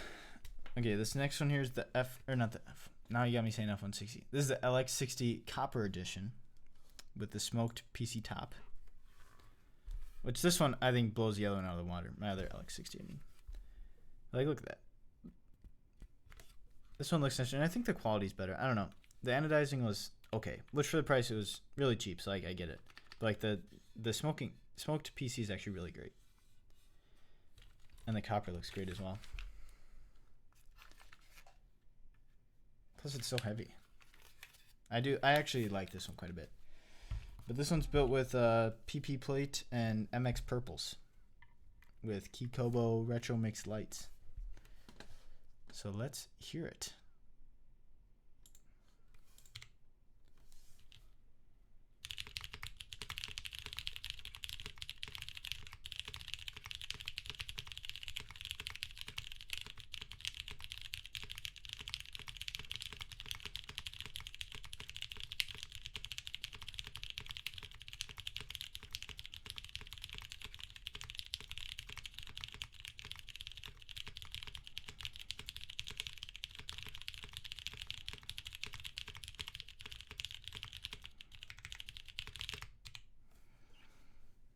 Yeah, Spacebar's pretty thuddy. How do these things work? I mean, for being a designer vendor, when you ask someone like Gian for a unit, do you pay for them, or do they give them to you for free? Oh, yeah, that's a good question. Like for that, I asked Gian to buy it. Same with the F-140, I asked to buy it because I didn't want to go for the first come first serve. And if he said no, I would go for the first come first serve, but it's just easier. But not everybody should just DM Gian. He might block you. But yeah, like, so obviously, like, streaming and being a vendor gets you some perks. But normally the only keyboards I get for free would be ones that I'm vendoring and are advertising. So like the Seal 80, for example, they'll be sending me a unit, but I didn't have to pay for it. But like that's because I'm vendoring it and streaming. It's like they're normally, like, for me, when I send a content creator, usually some content creator ends up with the prototype. So like it just happens to be me sometimes. But yeah, normally I have to like if it's a personal board and I'm not advertising it, I pay for it. But if I'm going to be advertising it for vendoring it, then I don't. And like another good example is Keybay Tech sent me The Secret, which was kind of an advertising stream. So I didn't have to pay for that. But yeah, that's a good question. Normally, if you have to ask for something, you have to pay. That's kind of what I found.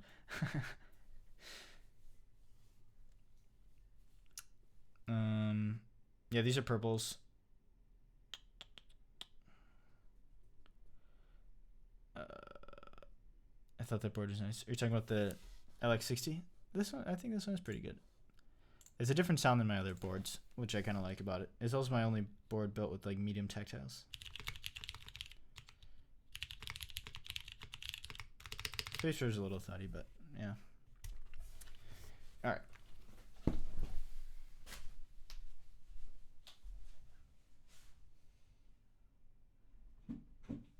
Next up is what's next?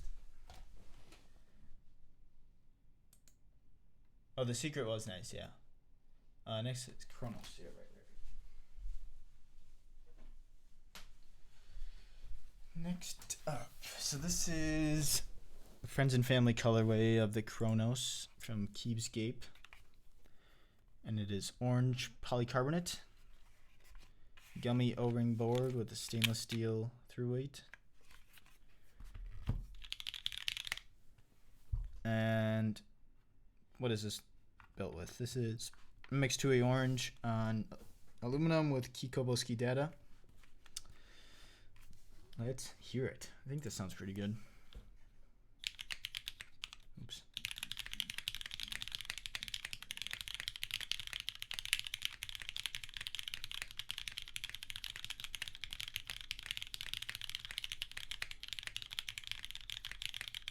I feel like I was just looking like a serial killer.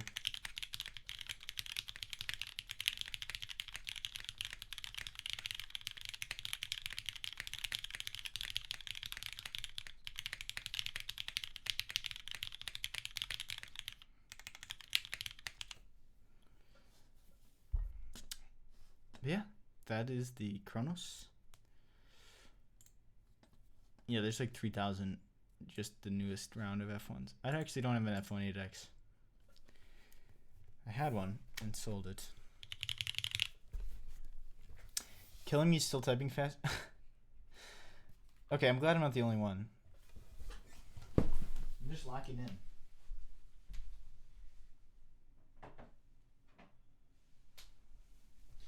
Alright, now we have another protagonist. How many boards am I up to? Like through the stream, you mean? Or that in my collection? So here's my other protagonist with marble. So it's like white with marble gold, black anodized, brass weight, and Cap Midas. And then this is built with Nixies on an aluminum half plate. In my collection, oh. Well, I have these 52, and then I have like some that aren't built. So they're not in the stream. So probably like 60. And some coming, like the Gehern 60s coming. I sent out the other Gehern 60s, that's why that's not here. So stuff like that. About 60, I think. But yeah, this is aluminum half, Cheerio mixed between Nixies, Cap Midas. With the marble, black, and brass. Let's hear how this sounds.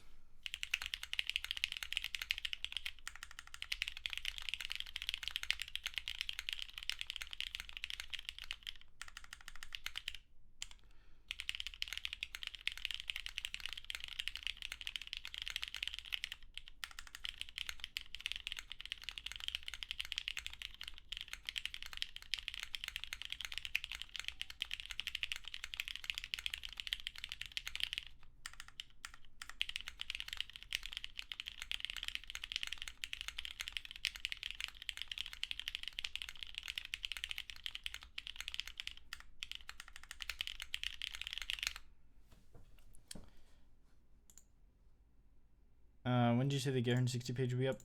I hope to have it up tomorrow. There's just a few last details I'm hoping on, or waiting on. I just wanted you to say it out loud so that my wife doesn't say anything to me about my 12 or so board. Yeah, 12's not that bad.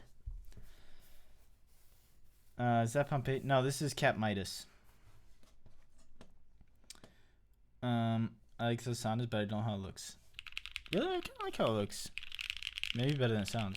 No, I like the sound. But yeah, it's subjective, I'd say, with the big bezels.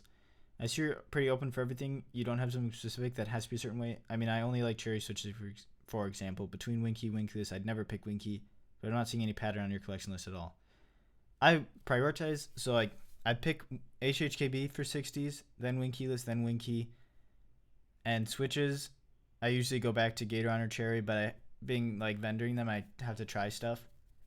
So I always build different stuff to try it. But yeah, I think that's it. I like to have a variety.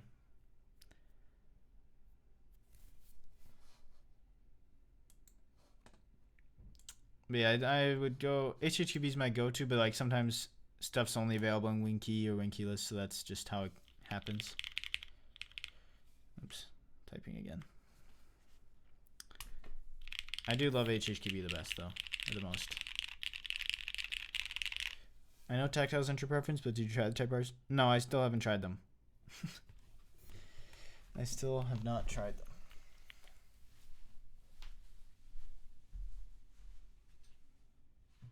them. Holy cow. Only 2 60s left. Only 2 more 60s. That's crazy.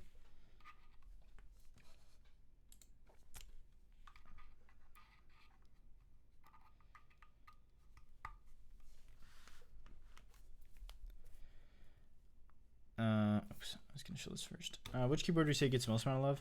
Probably Pangia Mini, I think. I use the Pangia Mini a lot. And Oblique. But I end up using whatever I built recently the most, probably, because I have to like test prototypes and stuff, so I'll be using that for like a week or two until the next new board comes, so usually it's either that or what's coming next. Like I've been using the Gehern 60 to see if there's anything that need to be changed before the group buy. And then, yeah. Did you already say what your favorite 60 is? No, I did not. Oh, I think my favorite 60 right now is the blue HHQB Oblique, because I think it sounds pretty much perfect to my preference with the Nixies on aluminum. And then I think that's my favorite overall build. But like I really like the Pangia Mini also. Those would be my top 2. But I also like the SSTT60's internals. So I don't know. But this here is the Solaris in the Moonrock color with DCS 9009, I think. Orange or beige, I can't tell. 9009, I think. So this is also a Keepscape project.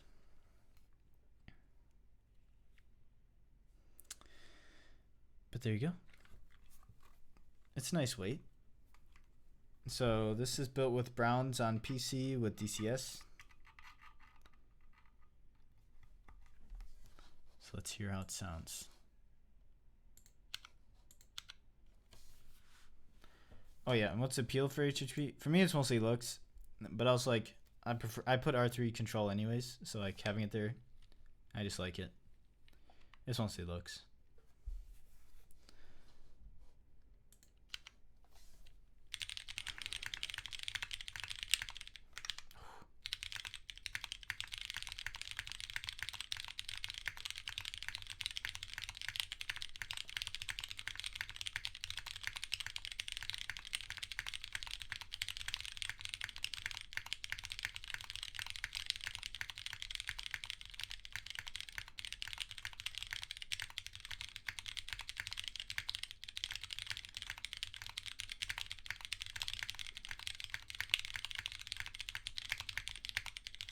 Ooh, that was a fast typing sound, or typing test.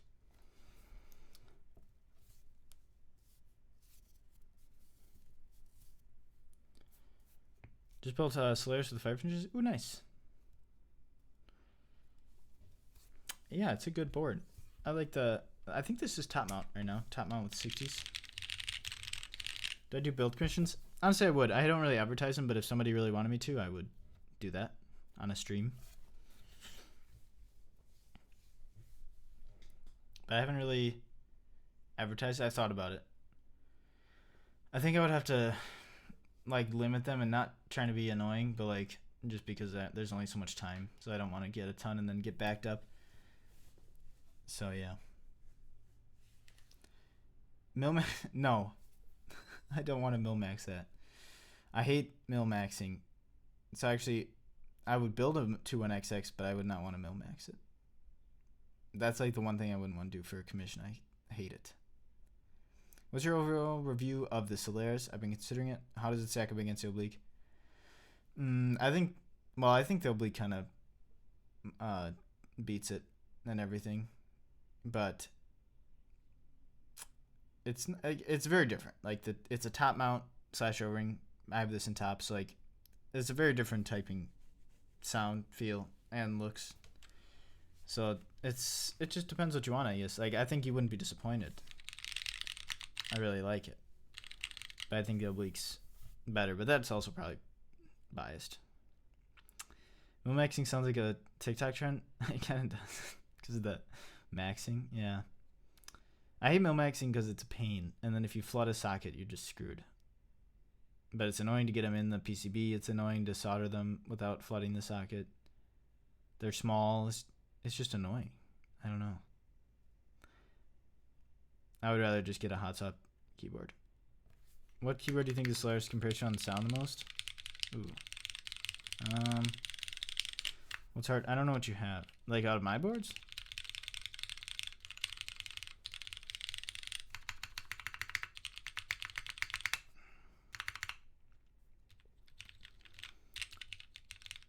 I don't know. I'm not good at naming stuff that it compares to. I don't know. It's like it sounds like top mount plastic plate, I guess, to me. But it's hard because like with different switches and keycaps, you know.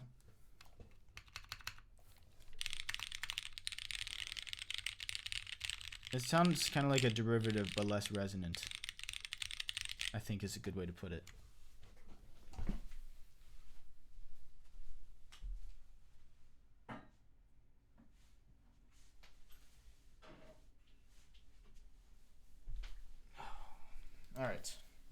Last 60.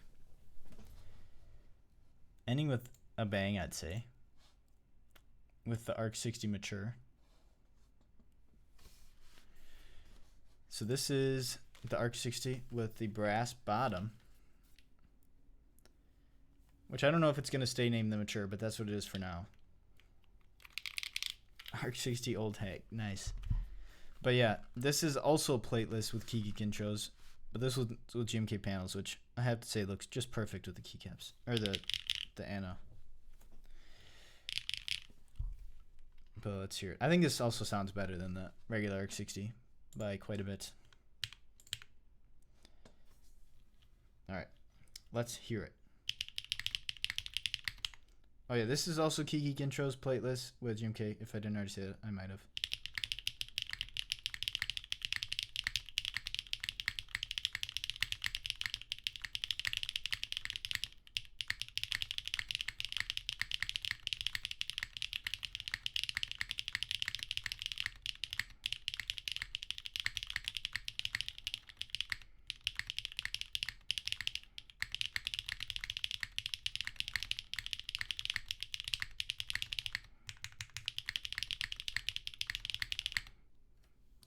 This sounds so good.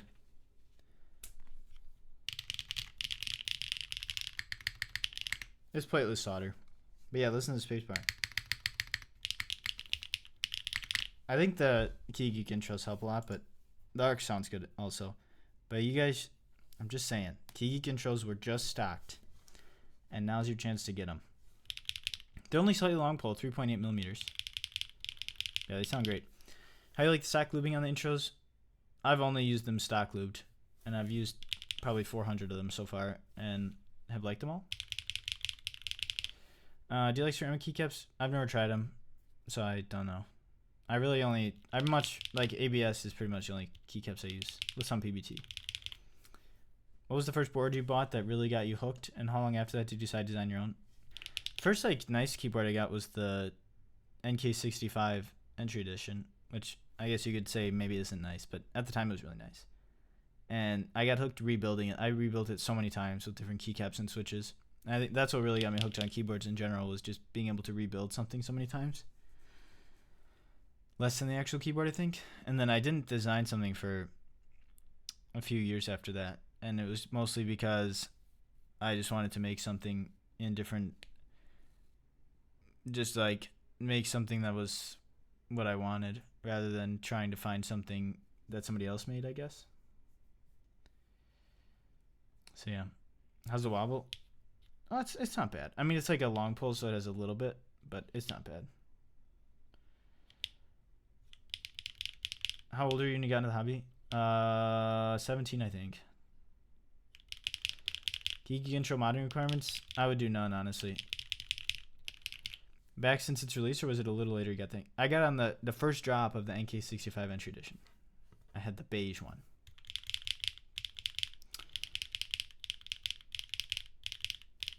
But yeah, these are stock. I haven't lubed any of the intros or modded them at all. This is just how they sound out of the box.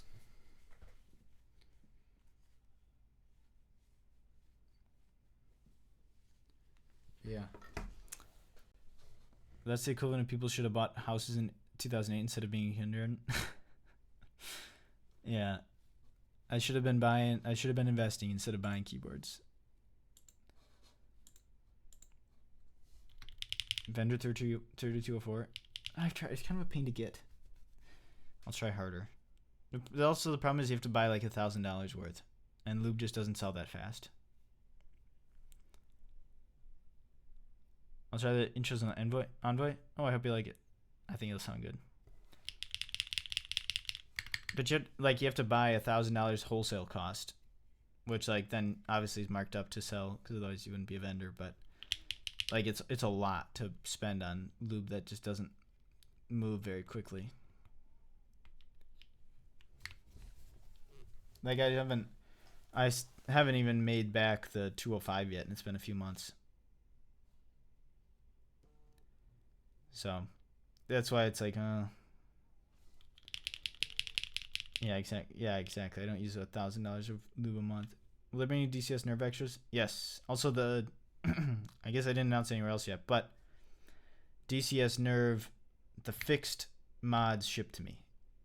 Yeah, it's shipped, or it's shipping very soon. They are done and shipping to me now. So those should be fulfilled next week, I think, as long as FedEx comes quickly. So anybody that joined the group, I'll send them next week. Or I should be sending them next week. And then extras will be probably a week or two after that. Yes, there was only 2 vendors. Just US and EU. How are you going to do the sale for DCS Nerve? The extras? I'll just put it first come first serve in stock.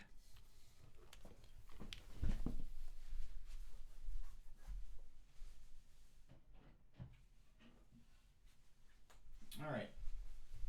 We're officially out of the 60s and into the 65s with the angle 65. So this is the angle 65 with cat hair on it. She wants to interrupt going against it. It's built with classic Arabic and granite switches on aluminum. So I like the stone washed weight. I think it's a nice touch. Could I just buy an extra effort over Divina Paya? No, not for me. I mean, maybe you can find somebody that is only going to use it on a 60. I don't know. I was wondering if Pangia Mini extras were the better quality patinas distributed first, or was it random? What do you mean? Like the group buy versus... Well, the extras are supposed to be good. I had some people that really wanted to trade out, so I traded a few. So it's preferential. Like, they just didn't like the color, but I think they're good. Like, they're still A stock, just not maybe the color. All right.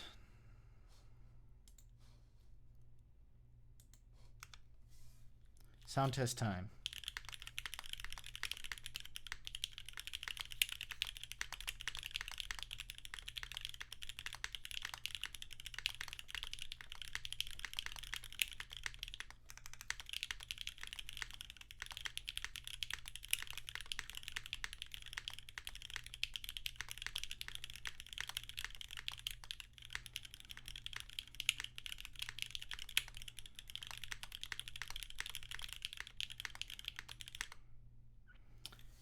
Is it the proto angle? Yes.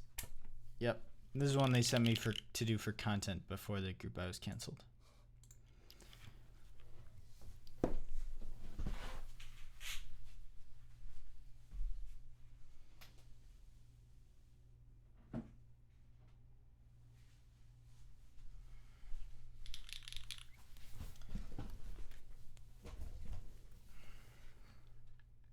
All right.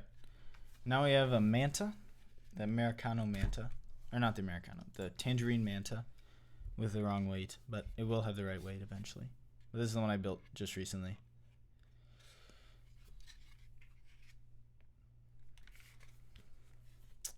So this one's built with, what is it built with? No, I can't remember. Intro Key Geeks on aluminum with GMK Mars Cadet. The toothpaste ad, nice. All right, let's hear it.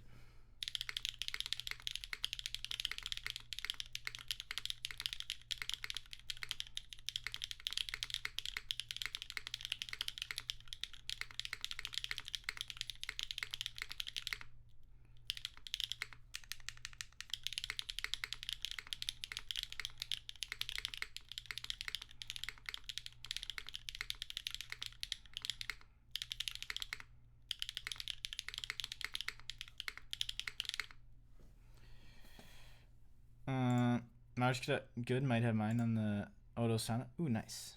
Oh, you have it on there. Nice, nice, nice. I do have intros in a lot of boards already. How quick difference acrylic versus polycarb board sound? I don't think there's really any of a difference.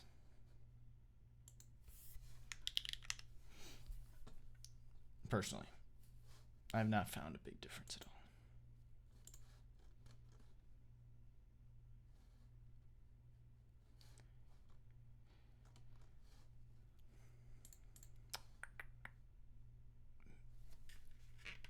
right, next up, what's next?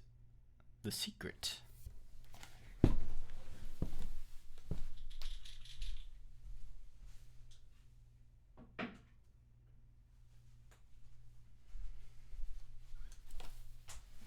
So here is The Secret from Keyblade Tech.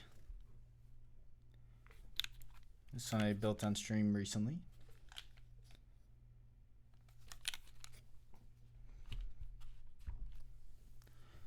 And this one's built with Gator chocolate smoothies on PP with GMK Shashin.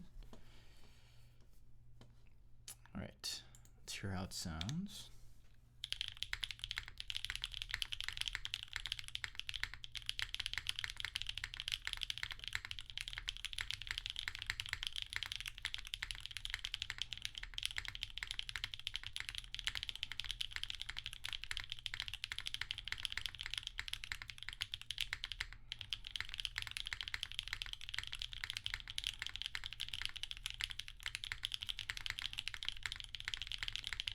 Ooh, pretty fast. 144. But I like The Secret. Oops, that's what I want to do. But I've been liking using this one. I like these switches too. I didn't think I would like them as much. I'm not normally a tactile fan, but I think these sound good. All right. Eve 65 next.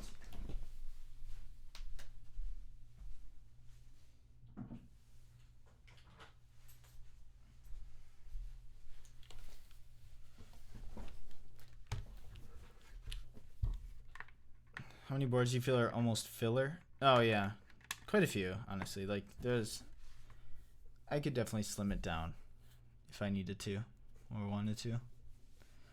Like you can only use so many keyboards, but like for me, I'd rather keep them and hoard them than sell them, just because like most of them have like some, maybe not sentimental, but like there's some reason I wanted to keep it. But like if I needed to, I would be able to get rid of some. Because like I don't type on most of them. I usually just end up typing on whatever's kind of newer. But I think that happens with a lot of people. But they still have some like value to me. So surprised you have an E65. Well, Swaggy sent me one. I probably wouldn't have bought it, mostly because it's shipping, but they were kind enough to send me one, so here it is. I streamed it a year ago probably, or 6 months ago. Top 3 GMK sets. Ooh. Top 3 GMK. I'm gonna say a Divina Papaya.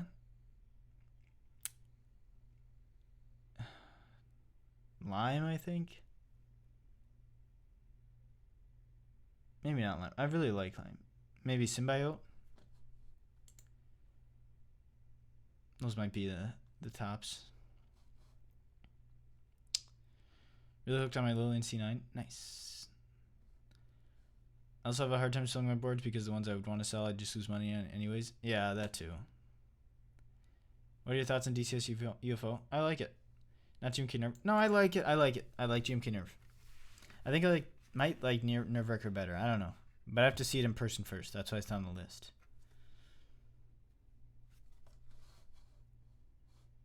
But let's see how this sounds. This is, what is this?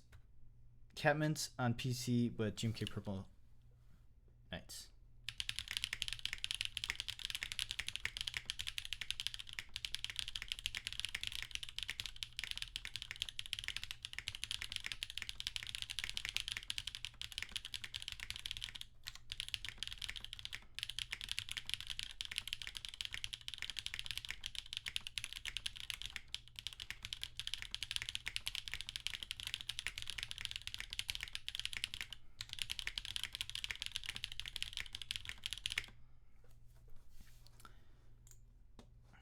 Nerfwrecker is getting close. It is. Nice save. Nerfwrecker is getting close. I think it's supposed to finish production at the end of this month. I don't think I can help you get an extra F4 really, because like GMK is not going to just sell me an F-Row. So I don't know what I would even be able to do.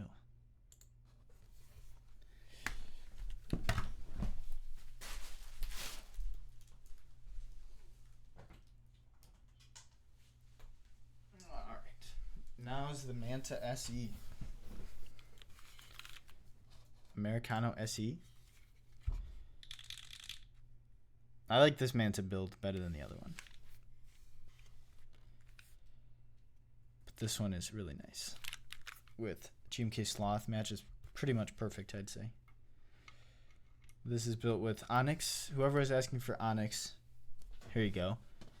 With a carbon fiber plate and then GMK Sloth, like I said. All right, let's hear it. Oops.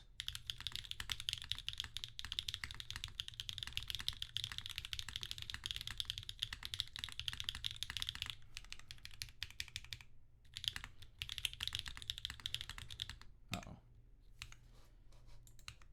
I think this PCB is messed up. There you go.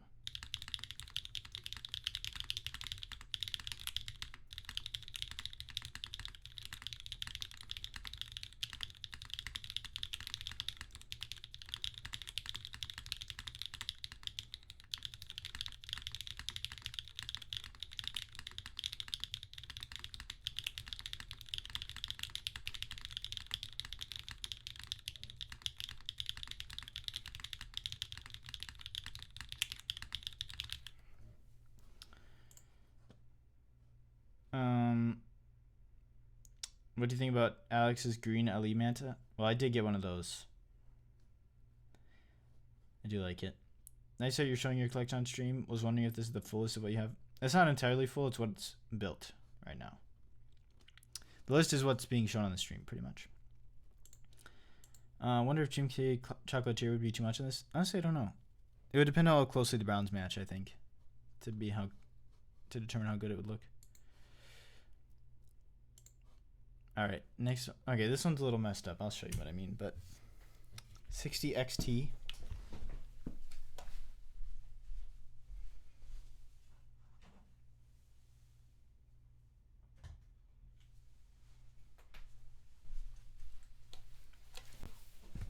Hello, Yade. I'm doing well. How are you?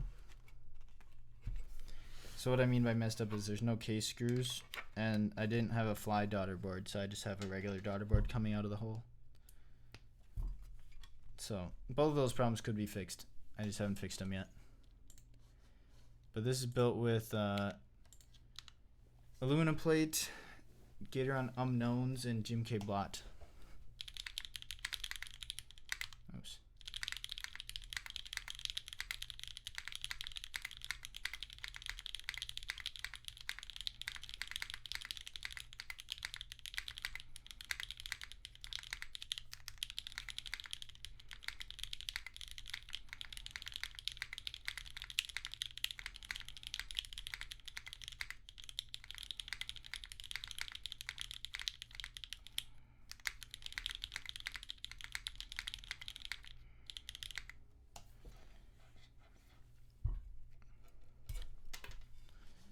So here's how it looks.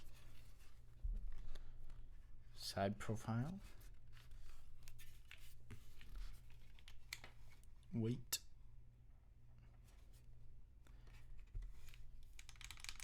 Do you like Oil Kings with aluminum? I do, yeah.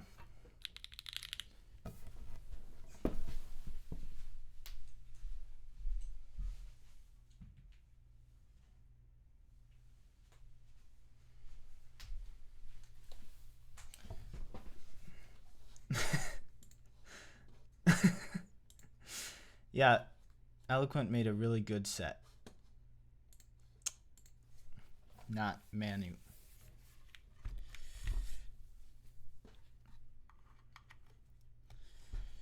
All right.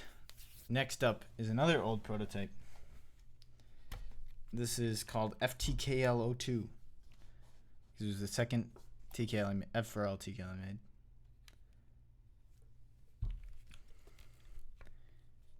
And here's the side profile.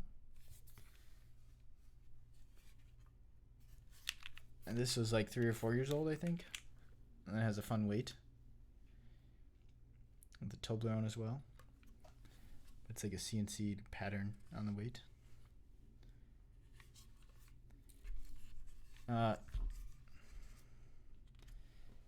Well, To be fair, it's okay. I'll explain a little bit. Hopefully, not get in trouble.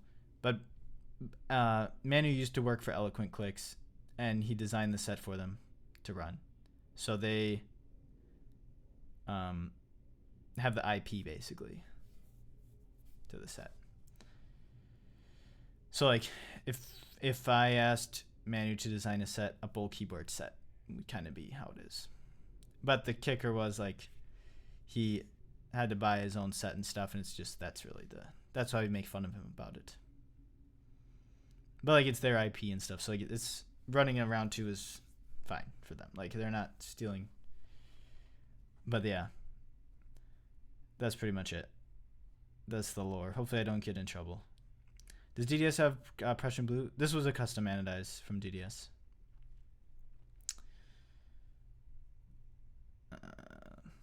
But yeah, this is built with, so this has the same mounting as the OC62, but it's built with fades on aluminum with GMK muted R2.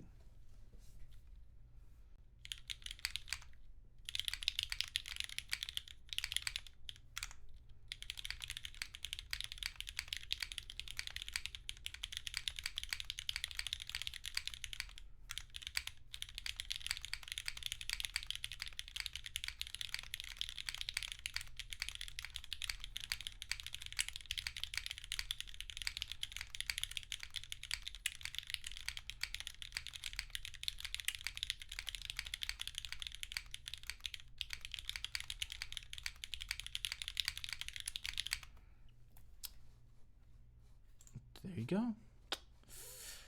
Haven't used that one in a long time, actually. Okay, now we're cruising. I think this might be like right on 3 hours. I might have been perfect.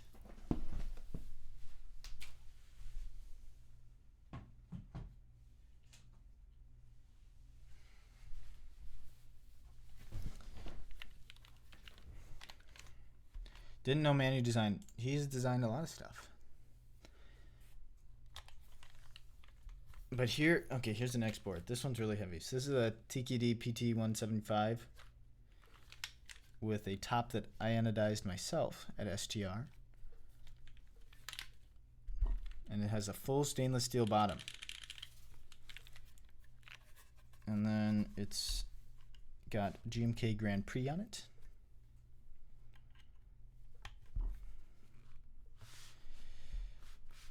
And it's built with MX Blacks on aluminum. That's right, yeah.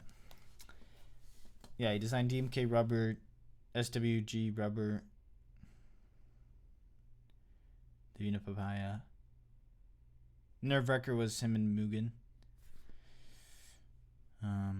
Midas. Cap Vela he did with Eglets on. But yeah. I think TKD stopped making stuff and focused on, or like Vertex is more focused on the intro with the S100 and then Arc 60 mature now. With your experience, you think MX2A Blacks need mods? Yeah, I think so. I would change the springs, film them, and lube them, personally.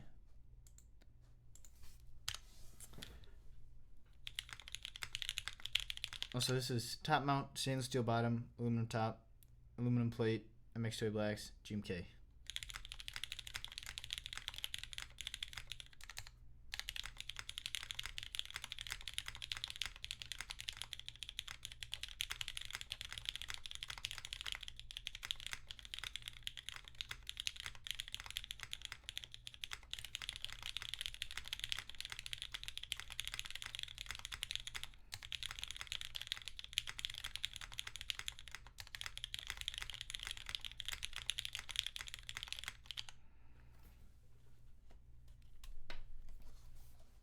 Is there an audible difference with different material external weights, say stainless steel and copper? Not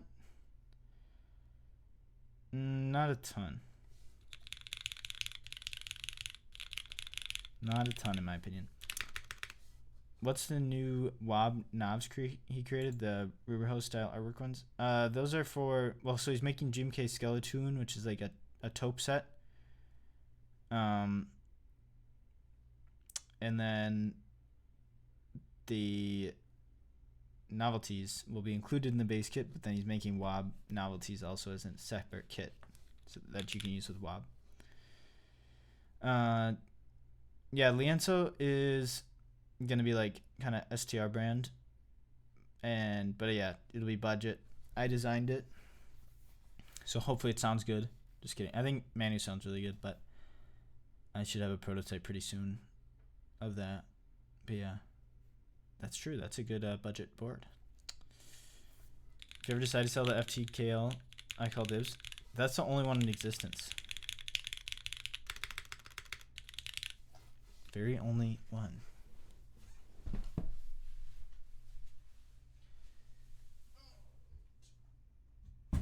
What's next? I think buys DE. Yeah, buys DE.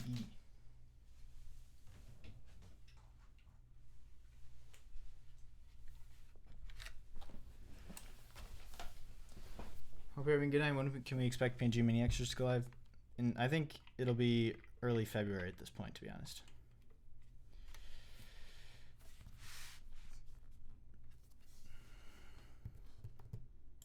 All right.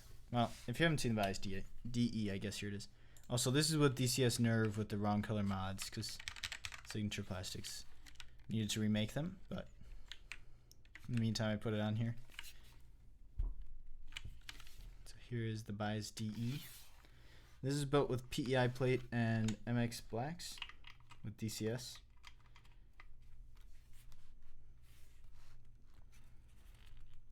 All right, let's hear it.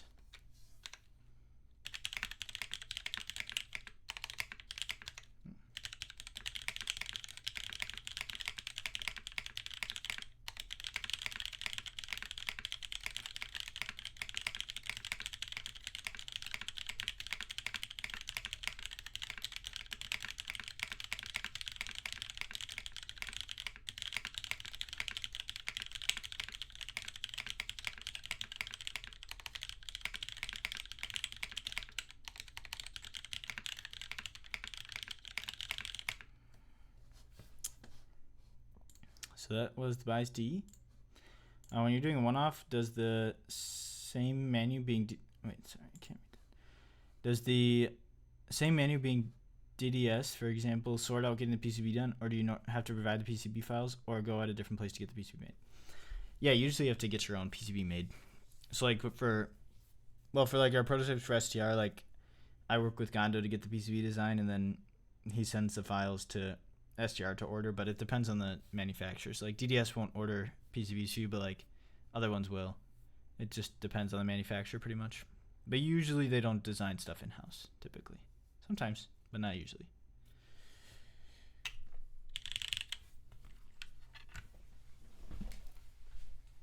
But that was the bias DE.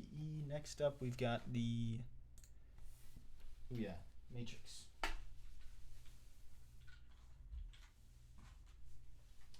Matrix 2.0 ADD Xmas. So this is the oat color, I think it was called. Classic aesthetic here. Good board to have in the collection.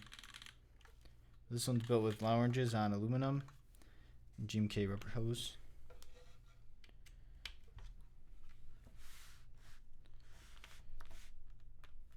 Alright, let's hear it. Which I don't think this sounds very good, to be honest. But, you know, that's fine.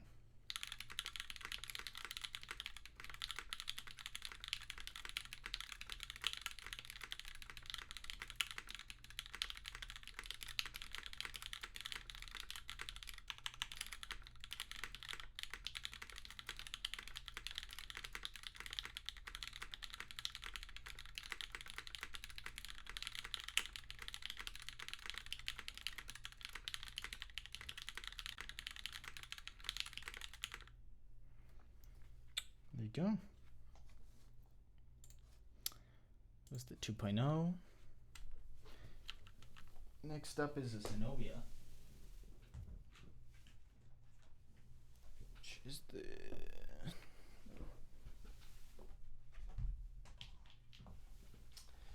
When orange and black Synovia here, so this isn't really technically a colorway, but looks good with this. So this is a orange top, black bottom,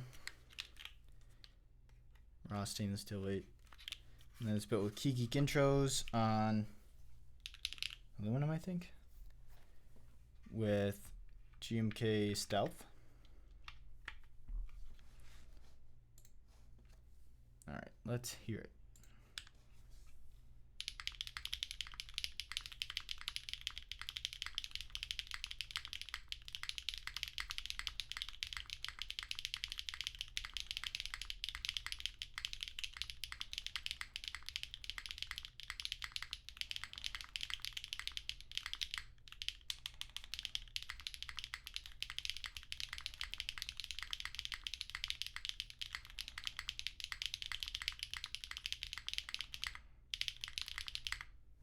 I do like how these sound.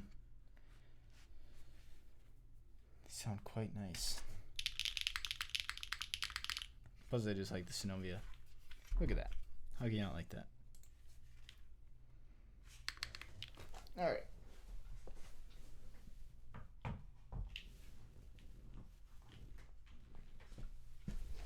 Next up is the Constants, which this one is very heavy.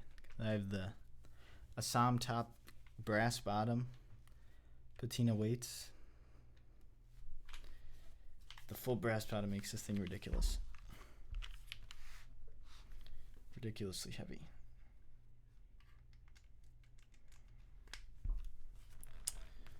This one's built with aluminum, cherry MX2A blacks, and GMK Chladni. Was the Constance STR? Is that what you're asking? All right, let's hear how this sounds.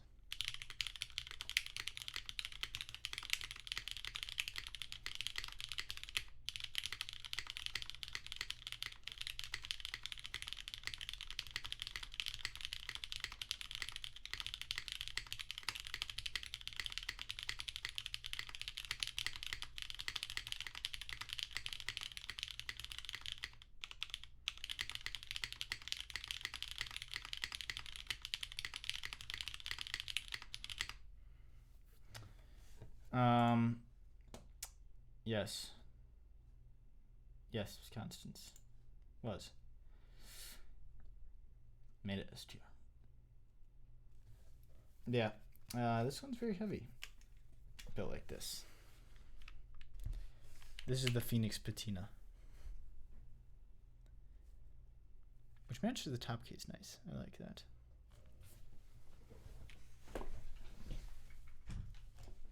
Okay, we're getting down there now. Here's my other Synovia, which is the Acero color, wing keyless, with a stainless steel plate, Cherry MX2A Nixies, and GMK Nerve Neon.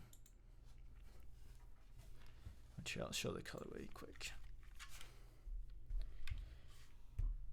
But this looks great with Nerve, I think. I mean, it's supposed to, but does its job right. Just got here Nixies one. Should be at the end of the month. Should be here in the end of the month. Was it ever decided what was going to happen? Yeah, customers will receive them. You'll get both. The correct kit and the fixed mods. Or the fixed mods and the bad ones. This is GMK Nerve Neon. Oh, you're notice. Yeah, okay. I get it.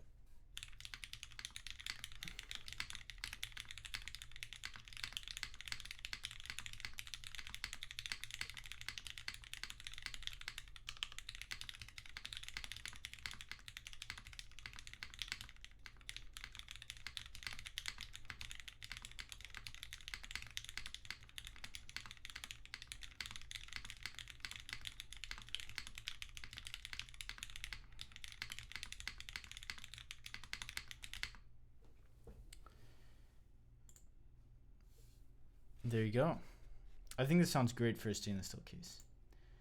How difficult is it to color match to a key set?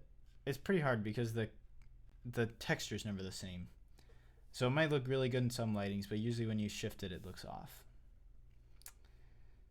So it's difficult. It's difficult for sure. It's easier with coatings because they don't reflect light as differently. Can't wait for Snowy. I don't think I've heard a bad sound test. Honestly, again, I might be biased, but this, I think it sounds amazing. Like, listen, with the stainless steel plate, there's no resonance.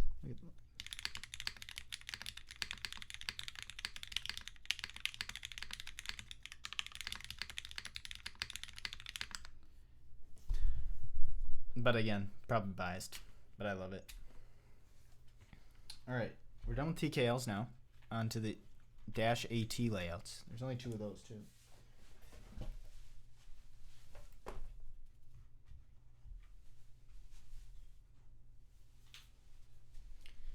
So we'll start out with the EEAT, which just barely fits on this desk mat.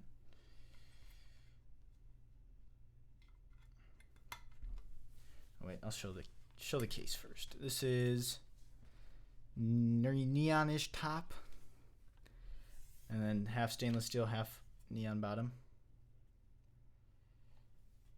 Which, still love this design. And then I have GMK Night Runner on it. The back does split, yeah. It's like this, like.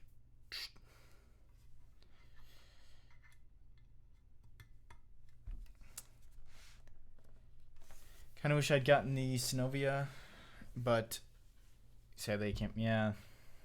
4 TKLs and a 52. Hey man, that's 5, by the way. There's 5. Plus the Deacon 6, so there's that. I'm not going to take it apart and show. There's a lot of screws on this.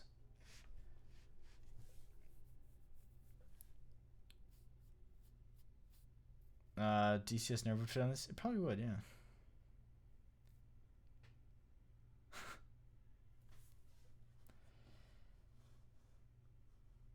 Alright, let's sound test this guy.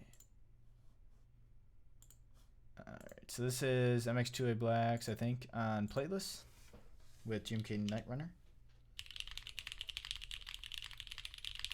Oof.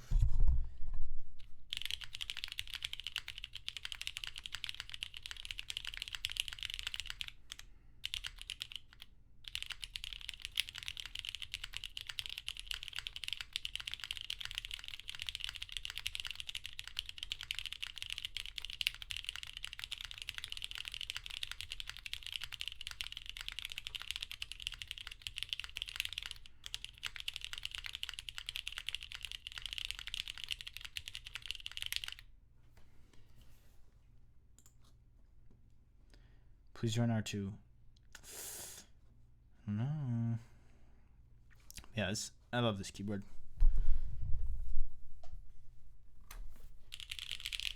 All right. Next up. The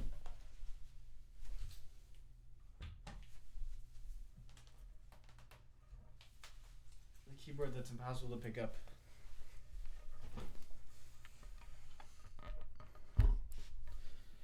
The Class 0413,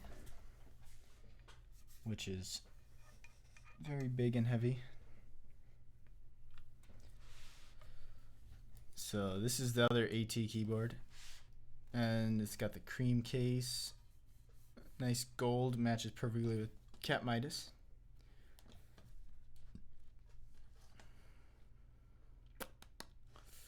All right, let's hear it. Actually, I gotta check this out first. All right, so this is built plateless MX2A breads with Cap Midas. Oof.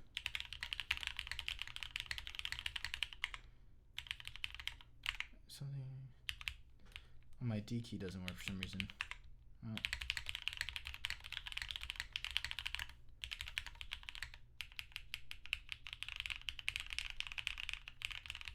Oh, ASD don't work. Well, that's, I'll do a fake sound test.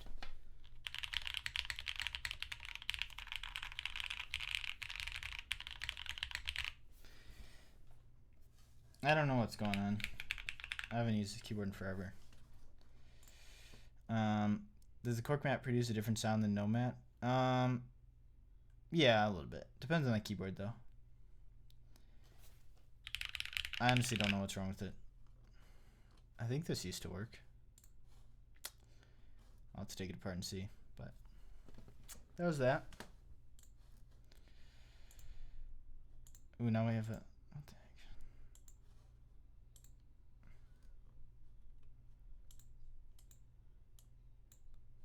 heck? Okay, now we have Pangia. I don't know how to turn the solenoid on. How do you turn it on? Any non-MX? Yeah, I have the Project EC, which is EC. And I'm soon going to have a Dynacaps. Do you know how to turn it on? Because I don't know.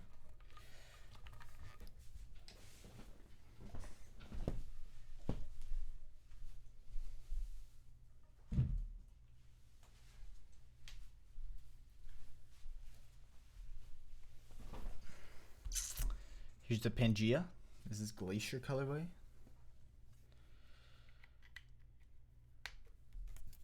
It'd be weird if Project EC was MX. That's true. I don't keep most of my GMK boxes. The solenoid's like in the forehead somewhere.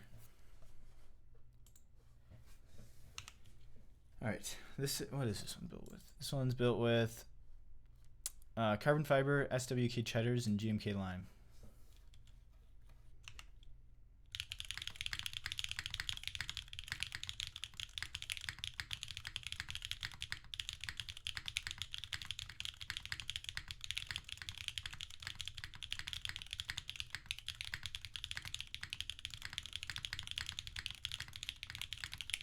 Actually, I'm going to take this desk mat out for the full sizes because it doesn't fit them.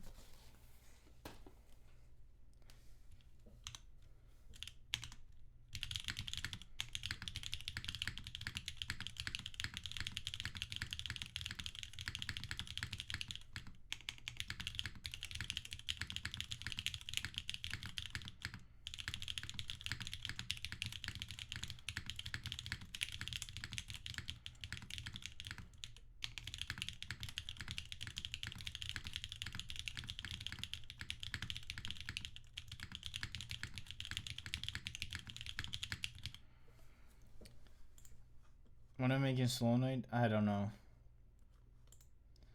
I did buy multiple GMK limes.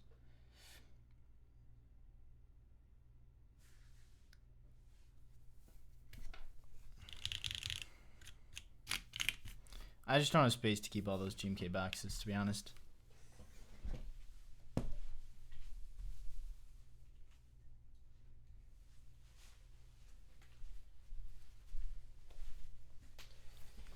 Alright. Intro S100 time. This one is symbiotic. Yeah, they are, to be honest. Yeah, it was $30. This one is, what is this? Symbiotic colorway, wing keyless, aluminum plate, SWK Catmints with GMK Symbiote. Yeah, drop's still around.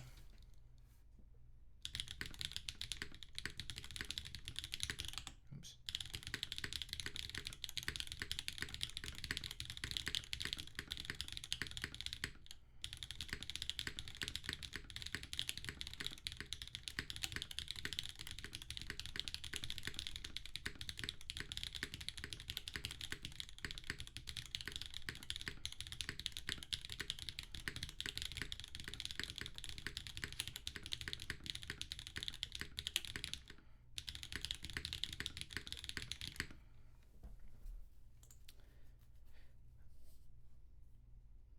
Yeah, it's a perfect match. Yeah, it sounds better with the desk mat, I think. I think it also sounds better plateless, to be honest, than with the plate, but it is what it is. Alright, here's how it looks on the bottom, by the way, if you haven't seen it. Very good, full size.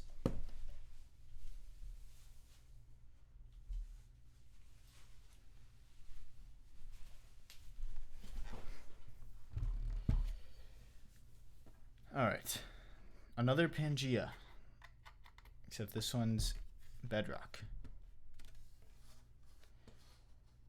So this is Bedrock Pangia with Cherry Mixed with Blacks on aluminum with GMK Rainy Day.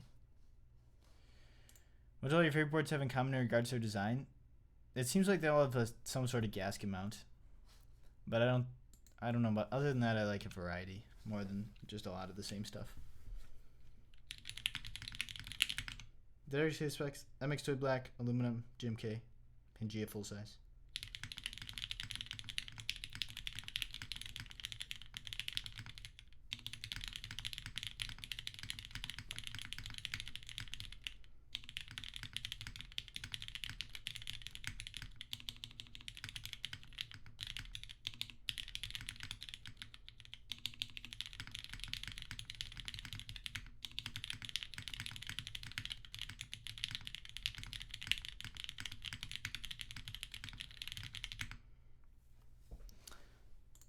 I think this might be my favorite sounding full size of all time. I've never heard a better sound than this. Weren't you making a Damascus steel bottom keyboard? I had a keyboard with a Damascus steel bottom weight, but I sold it. That I made. It was an Alice. One more sound test for the fine. It does sound really good. But I think this, I've never heard a better sounding full size. And maybe I'm biased, but that's what I think.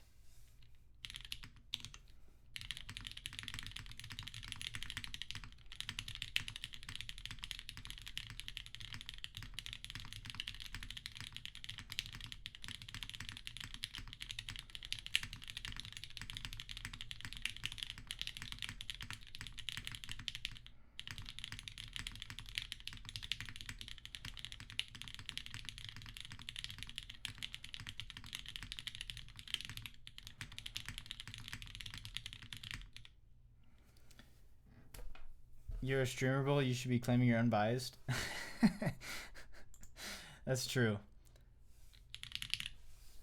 I should not take any accountability.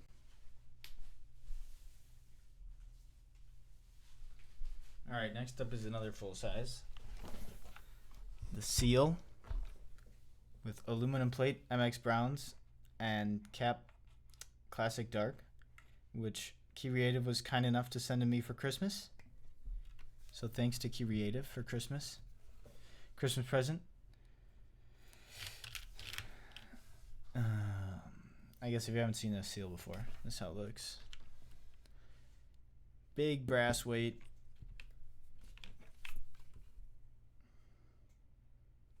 Nice curved side there. Huge brass weight. Oh, my feet's not where it's supposed to be.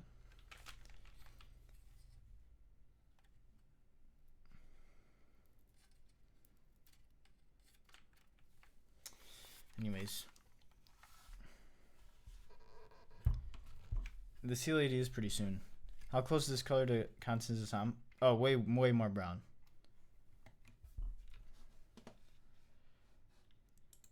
All right, let's hear it. So this is browns on aluminum with cap Classic Dark.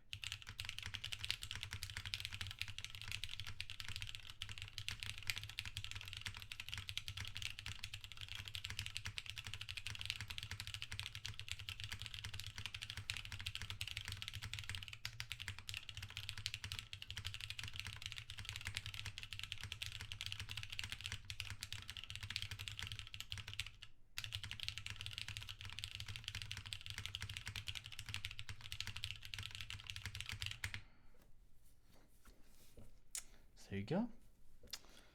That's the seal. Oh, we're getting close now. Can't wait to put chocolatier on my brown seal. That'd be pretty nice.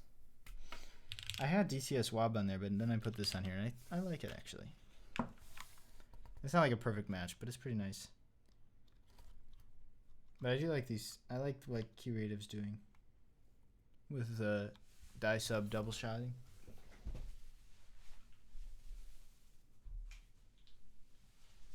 All right, another Pangia. The last Pangia. And the first Pangia. This was the very first Pangia prototype. Full raw aluminum and stainless steel. So this is stainless steel, the rest is aluminum.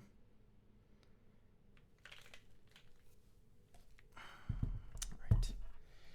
Yeah, it has a cute little artisan. I got as a gift. This one is also built with MX2A blacks on aluminum. And GMK Honey Beige. Let's hear this one.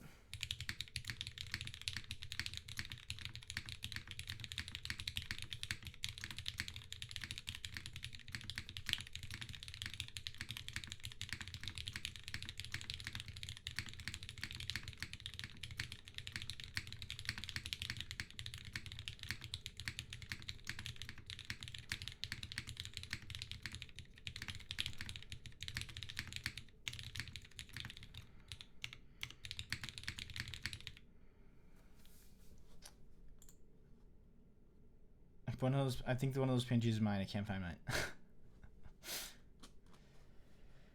Sure, buddy. All right. Well, it might be 51 out of 53. I did say there was a surprise at the end. Might just be.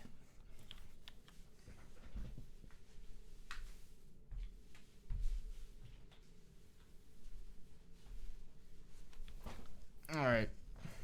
Here is the compact ergo, which me and Gondo made. This one's red with GMK Hinderbite and MX blacks on PC. I like left side numpad more.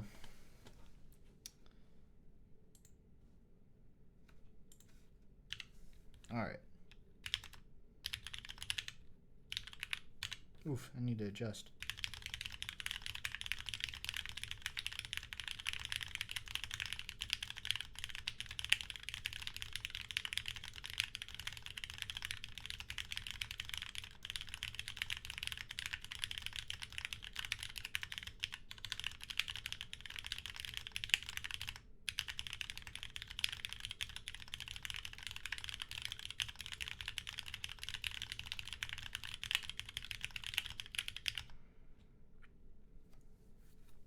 It is quite big. Let me try this again.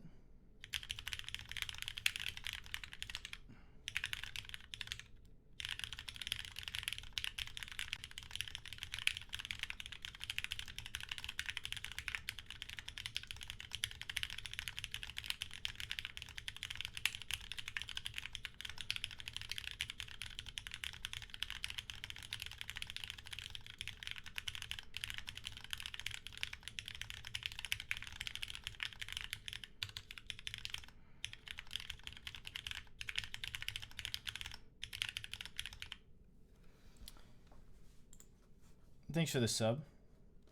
Would it be winkeyless because left side of Alice always doesn't have winky? That's true. Happy New Year. Thank you. Happy New Year to you as well. Well, I'm not totally done. I did say there's a surprise, so let's look at the surprise. Let's look at the surprise. Actually, I need a keyboard still.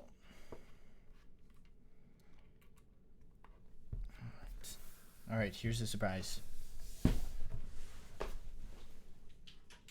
surprise is that the Deacon arrived.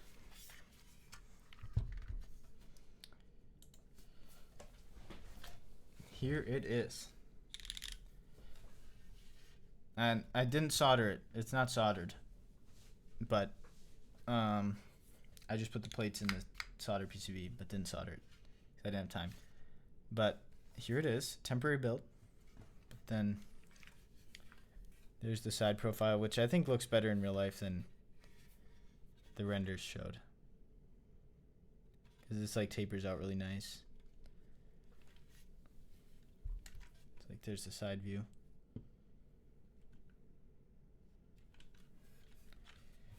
Back view of the big variable fillet there. And then here's the weight, which this is one of my favorite parts because these are supposed to look like little rivets, which it doesn't like to focus on it because it's so shiny. But and then it's got like, these are all textured. So like this actually goes down pretty far. This is Deacon. There's a side profile again. So you can see like this curves, the back curves a little bit. And then, yeah. I think it looks really good here. This is only a bowl board. And then this will have LEDs and a diffuser, but I don't have those yet, so this is what you get. And right now it's built with the squiggly line mount, which I'll open it and show you. But the squiggly mount with aluminum plate and solder PCB, but it's not soldered, so it's not a perfect sound test, but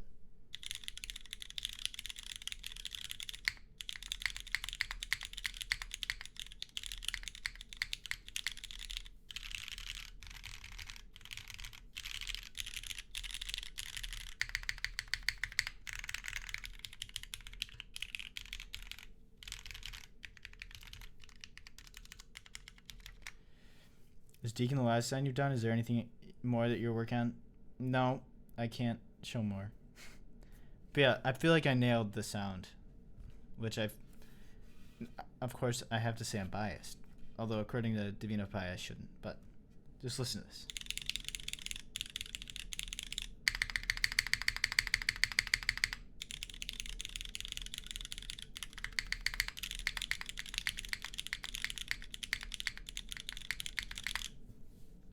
So yeah, I'd say the mounting worked out good, which, let me open the case here to show you. This will be running in, I think, March. Oops, where's the screws over here?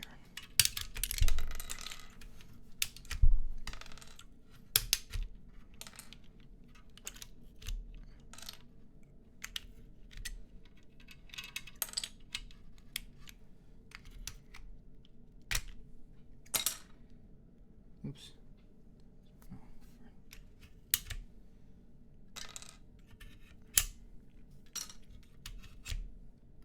All right.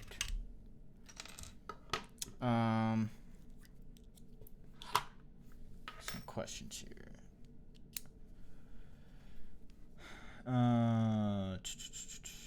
100 units limited. Yeah.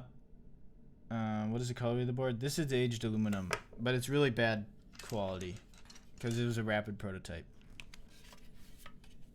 So don't take it like as the final, but is the buying method final? No, it's not anodized. I assume there's no, the back shapes are supposed to kind of represent like pieces on like a ship, and then these are supposed to be like rivets. So they're like scales, like metallic scales, kind of.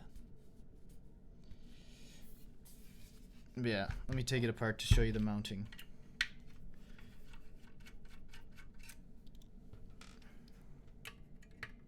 So this has 11 mounting points,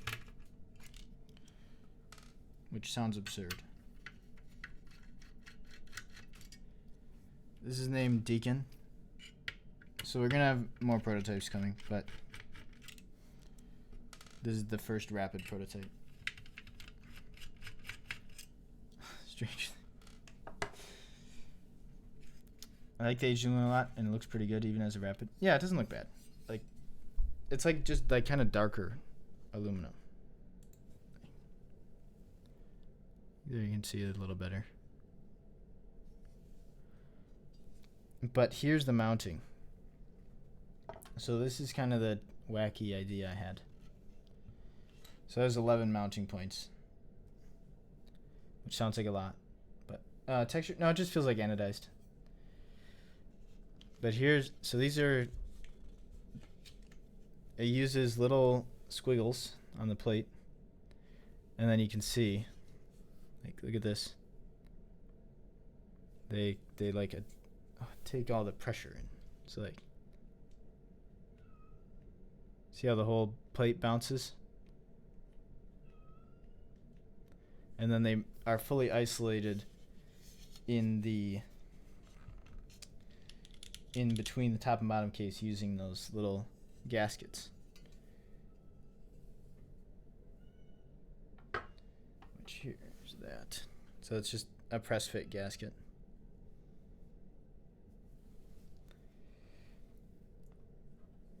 So I'm going to try a few other durometers, but these are 30A.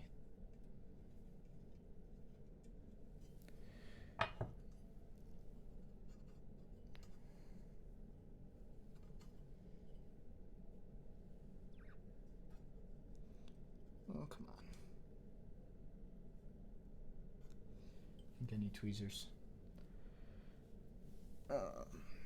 Do I already know how many units are going to be allocated? No, not 100%. Reversed. Yeah, it's a south-facing spacebar, but it would fit north-facing as well. Did not expect me to still be alive. I'm still here. How would the squiggles help Dan's? I think. What do you mean? The sound? They basically just help soften it. Yeah, it's similar. It's inspired by Darks, but I wanted to use something that was softer, and also change the location of the mounting points. Because I think his were pretty stiff when I tried it, so I wanted to make it a bit more bounce. But yeah, I kind of wanted to fit the theme, and I think it does. But just in case anybody wants to be lame, no, it's not lame, but wait, actually, maybe I can use this to get in. I think I just need to grab tweezers.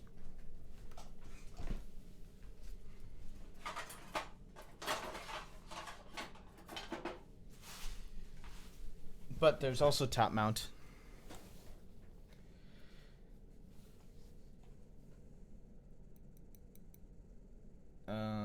Pretty sure this sold me on this one. I'll be doing a actual stream where I build it for real, because this isn't even soldered. It's just thrown together, so it should sound better soldered. And I want to try the top mounting as well. But I'll grab the top mount plate 1 second.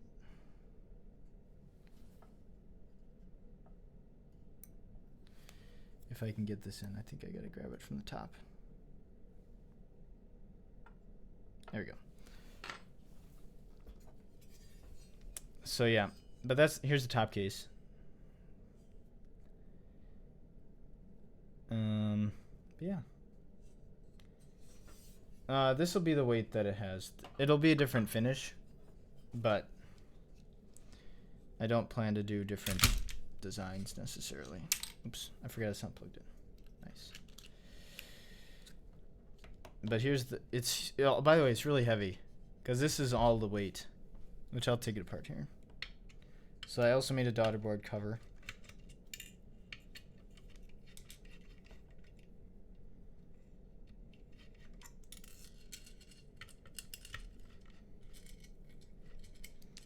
But I couldn't resist showing it on tonight's stream.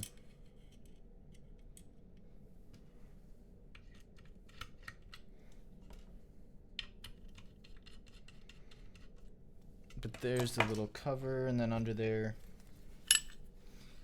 goes the daughter board. Where does this go? Here.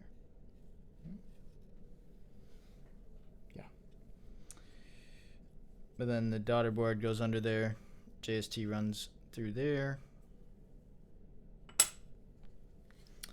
Hope the grommets aren't proprietary. Well, they are, because nobody makes these, but they will come with extras. So if you lose one, you're not out of luck. But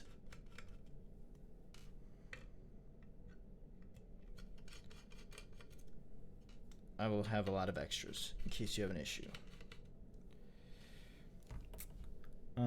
Something tells me this one will go better than the recent one. What do you mean? I think I'm missing it. Oh, yeah.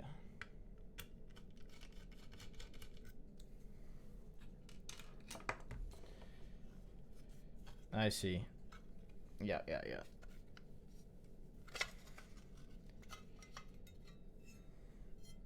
So this is the weight. So it's like 3 millimeters thick up there or something like that. It's really heavy. And this is pretty light. But yeah, that's the design. Yeah, sadly the grommets had to be proprietary because there's nothing really out there that does what I want. So I had to make my own. But you'll be able to top mount if you want something that is entirely readily available. And it uses standard H87 PCB footprint, so you'll be able to use lots of standardized TKL PCBs. but it will have a special PCB designed by Gondo with LEDs. Is the weight planned to be stainless steel or different materials?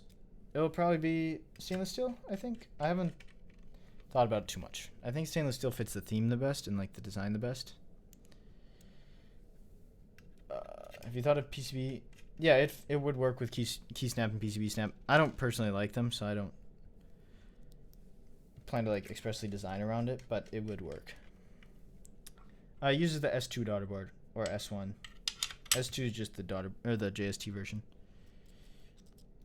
If I'm not mistaken, I'm pretty sure it's only one colorway. No, there'll be more than one colorway. I think there'll be 3. But we need to prototype them first. Which I wasn't planning to do aged. I had a different idea where I was going to do raw machined and then anodized dark gray. So it'd still show the machine lines, but it would be anodized. But I'm on the fence about it, so we'll see. I'm having PTSD from PVD, so I don't think I would do something PVD'd on this. Any leaks? Well, I just gave you one, so there you go.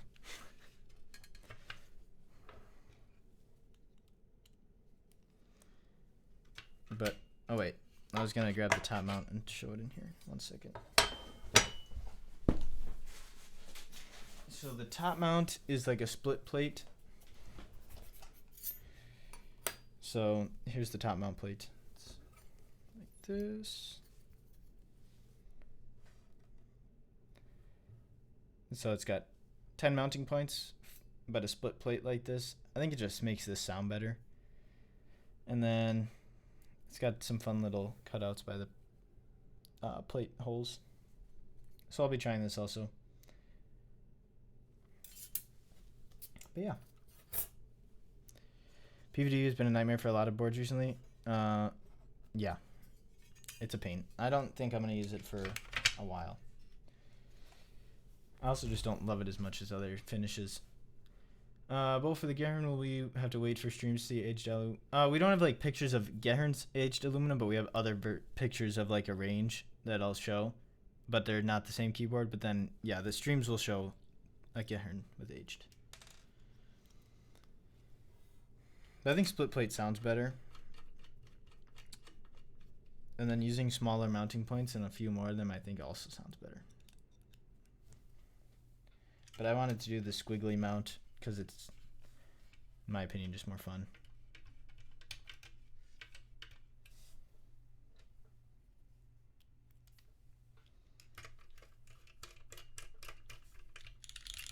Yeah, I'm really happy with how this sound came out on this. Given it was kind of a risk. Sure, I can do the sound test one more time. Except I think I need to align it in the case. Go.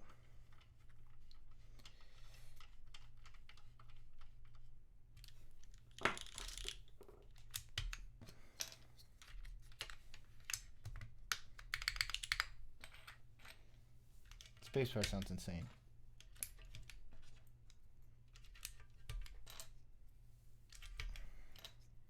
I was nervous for this one, I have to say.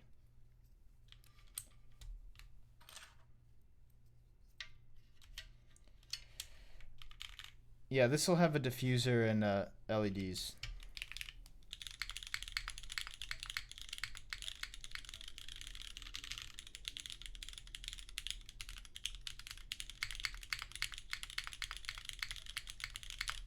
But yeah, there you go.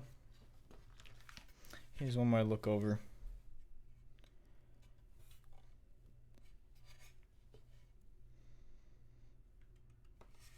I like this view of it. And like a real big curve here.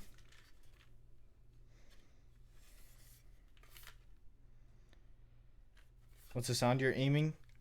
I generally like a little higher pitched and loud without resonance. So that was the goal.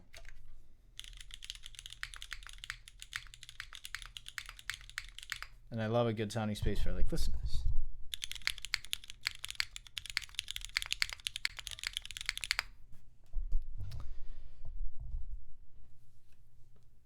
have to make a simple. I don't know if I have it in me. Yeah, I gotta get the cat treats. But yeah, this I don't really like normal top mount TKLs. I think that I don't know, it's kind of lazy to me. Like when everybody does the same mounting points and then they just say it's an ode to an old design. And like I'm sure some of it's improved, but I don't know. I'd rather do something crazy like the squiggles. But I went boring anyways. Print them. See, but it's just it feels wrong. There's already too many pretentiously designed TKLs out there. I don't need to make another one. Gotta head to bed. Thanks for hanging out. Side sloping profile is sick. I designed a bottom like that for my Karen. Nice. But yeah, that's why I like to make something more goofy like this. What colors are you gonna offer? I don't want to say the other ones until they're confirmed because they're a little trial and error.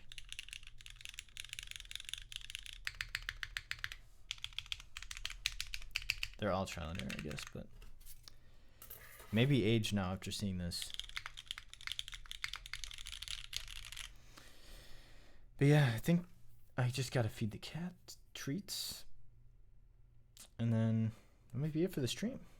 3 hours. I was pretty close. Let me go get the treats and the cats. Come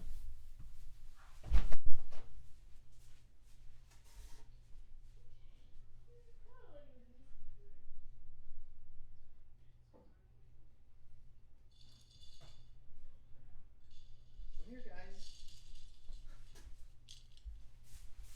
Okay, they heard the treats.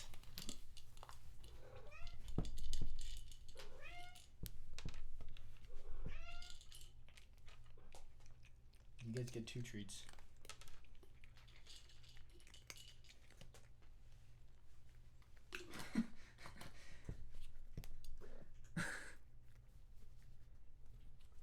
Oh no, I didn't answer the hypothetical. I think I'd pick a Pangia full size, to be honest.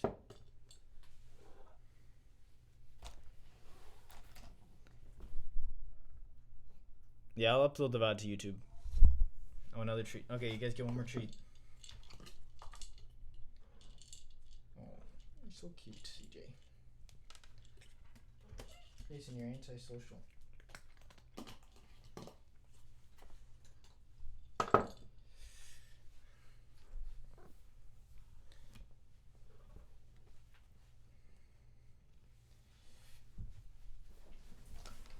Alright, where would you put the Lily, like ranked? Looks wise, it's up there pretty high. I'd say maybe top 560 looks wise. Sound wise, maybe top 15 out of my 60s. I don't think it sounds that outstanding. It sounds good, but it's not like nothing. It doesn't like stand out, you know? It's just like, but it sounds, it's pretty easy to make sound good. But looks wise, I'd say it's a top 5er. It's not that it sounds bad. It's just like, it's not like, I think it's hard to make Plateless not sound all the same.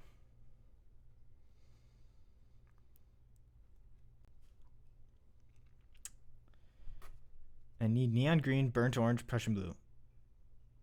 Those are good ideas. Like a burnt orange, like a reddish. Oh, there's Grayson. Like a reddish orange. See guys, this is exactly why I said I'd feed him at the end. Because imagine if I was still trying to show off the keyboards. Hey.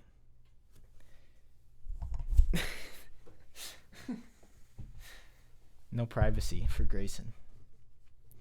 But this is exactly why I had to take the cats off. Or take the treats to the end. A really glossy black. See, that's, okay, wait. Imagine, like, raw, like the shininess of raw, but then dark gray instead. I feel like that would look insane. So that's what I want to try. Because it'd be glossy, like raw, but darker. So that's what I really want to try. But I think a QC would be horrible. So we're going to have a big disclaimer. But yeah. Glossy pitch black. Yeah, you could do that with just raw and then anodize it black.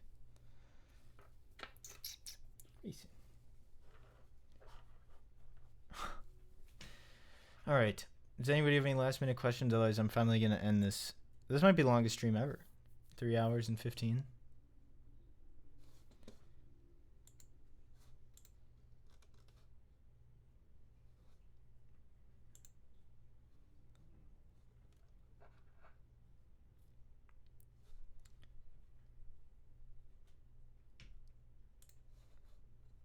What do you not like about this prototype colorway? No, oh, nothing. I like this one. Pretty soon. I don't know how he does it. This is like. This is a long time for me. What's your favorite keyboard color? Ooh, I like neon colors or just bright colors, like orange, green, blue, that kind of thing.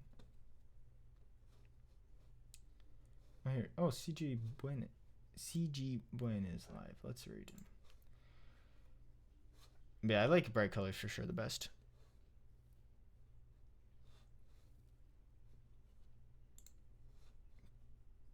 Cat button. Yeah, nice, Grayson. All right. Well, I think we can end the stream. Thank you all for hanging out. I'll upload the VOD. Excited would be if anybody was here the whole time. Thank you. And that's crazy. Would you stream video games? Probably not, because I suck. Thank you for the stream. You're welcome. Thanks for hanging out. Yeah, have a good rest of your guys' evening. Let's raid. Yeah, let's raid CG.